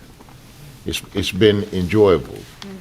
You see I'm smiling about that? Are you attending the same meetings we are, Roger? or- Thank you. That's all. Yeah, well, listen, I'll just say to that, you know, Councilman, I think, you know, right, we're with you. And we understand that when you say that, perspective, right? Things get put in perspective at times, and what's important. And you've always been a clear voice around that. We appreciate that. Thank you, Mayor. Yeah. Councilman Russo? Thank you, Mayor. First, I want to say, I didn't like some of the discussion tonight where my counselor, who I may disagree with, but I love her dearly, Councilor Lori Price Abrams, was apparently questioned and attacked. And I don't like any kind of McCarthyism, you know. I've fought all this stuff all my life, believe me. And McCarthyism, Nazism, all hostility and remarks. I want to defend Lori for trying to do a good job on this entire issue that's been very, very difficult. Everybody knows my position. I want to see a two-state solution. We try to, you know, get ceasefire and get these hostages back. But I don't like Netanyahu. His soldiers shot their own hostages. You know, the guys are waving white flags saying we're Israelis and we're here, we've been captured, and they shoot them. I mean, this is militarism, fascism. These are things I've fought all my life. Now, I want to say on Tom Russo again, he was a great police chief while I was mayor. People got confused, but we weren't related.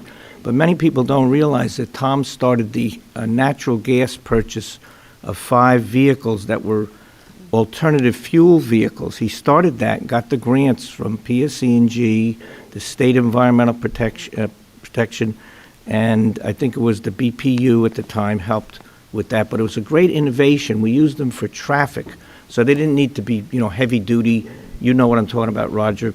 Tom did an innovation that saved money. It was good for the environment. So I wanted Tom to be remembered for that as our police chief, because he worked with me and our former manager, Terry Reedy, on that.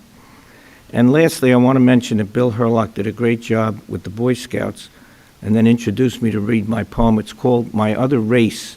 When I first ran for council in 1992, I'm not going to read it, but it's a sing-song type of poem in the tradition of Dr. Seuss. And what it says at the beginning is, you can't win something, so why even begin? But then at the end it says, don't give up on your goal, keep your eye on the wind, be focused and strong and not afraid to begin. So what it says is if you can't, start something, you're not going to be able to achieve it, so you have to try to achieve it. So that was the message which I gave to the Boy Scouts. And it was a pleasure to be with Roger at the funeral for Tom Russo and with Bill Herlock at the Boy Scouts event. But I do want to mention that there were a lot of gifts given out by Montclair Mutual Aid and our firefighters union at the firehouse the other day. In fact, they ran out of them an hour into it, and when I got there, everybody was mad because they couldn't get in. But the firefighters have shown up in a tremendous effort to get the people who came late that couldn't get in and they couldn't get a gift. They got them, they got their names, and we got them all settled, so everybody got something. And I want to thank those people who did a good job of helping those residents with children who needed those gifts. And my wishes to everyone for happy holidays, Merry Christmas, Kwanzaa. We had a great Kwanzaa event, by the way, the other day at the library, too. But Kwanzaa, and then don't forget, but I think we'll be meeting January 2nd. Is that right, Clerk? We're going to meet January 2nd. But January 6th is Three Kings Day, which is celebrated by most people in the Latino community. Thank you. Councilwoman Schlager? Councilwoman Price Abrams? Thank you. Honestly, I appreciate lots of reference all evening, but the Safe Streets for All grant, which was a really significant win, and I just want to acknowledge again the combination of, some folks who were active in Bike Walk. I don't have all the names of everybody who worked on it, but I do want to appreciate, it was Lisa Johnson from our staff, our grant writer from Aubrey.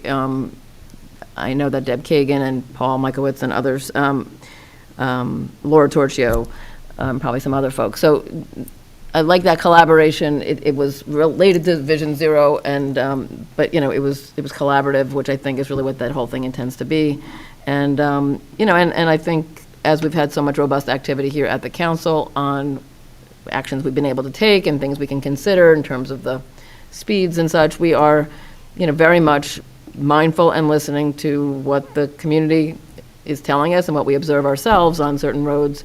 And we are really open and still thinking about all the ways and receiving the ideas of how we can make our town a more safe place for all users of the roadways, cyclists and walkers and everybody, no matter what you're trying to do. We want to be a community that's many things, but safe is well among them. So I think we're really in good space with where we've been going, and lots more work to come in that.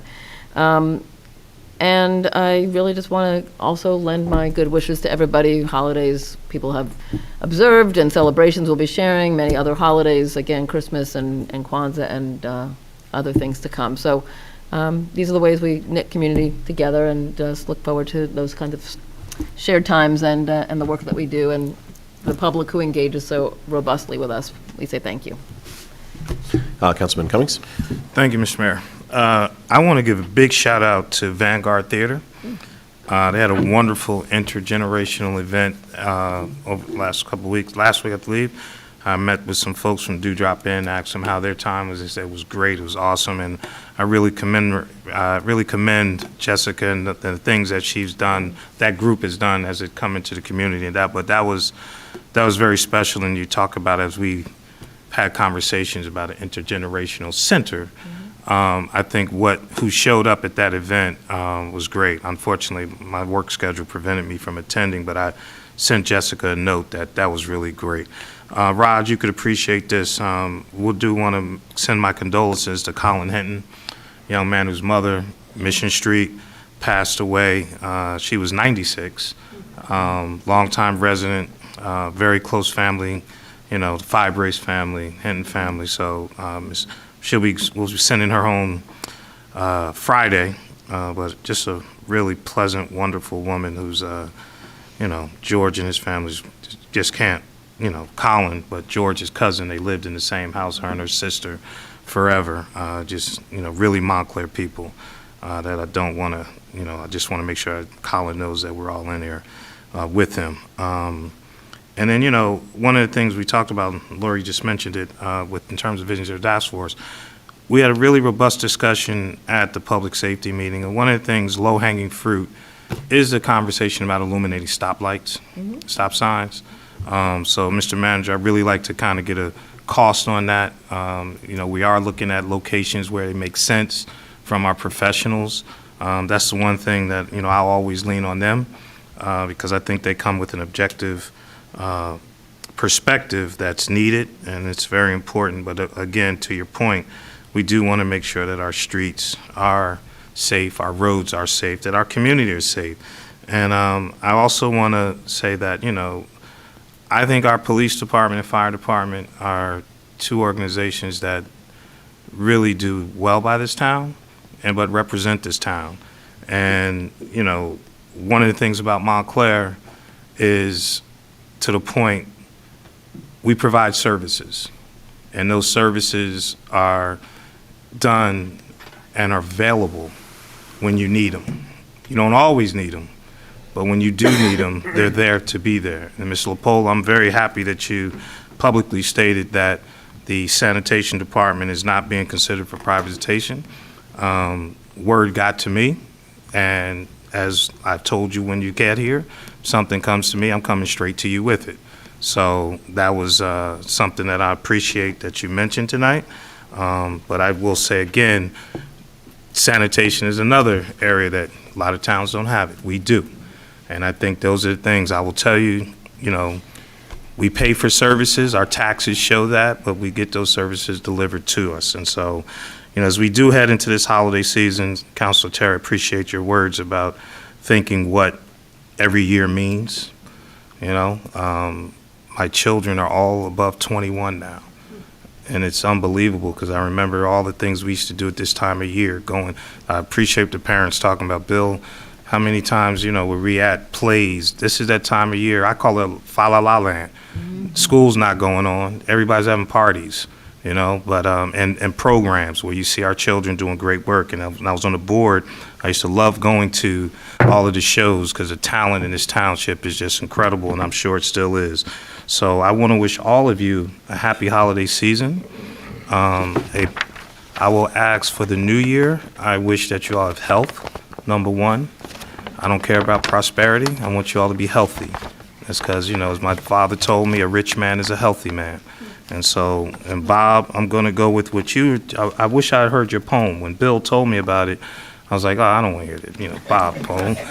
But what you just described was something that my father told me. The hardest thing about doing anything is starting it.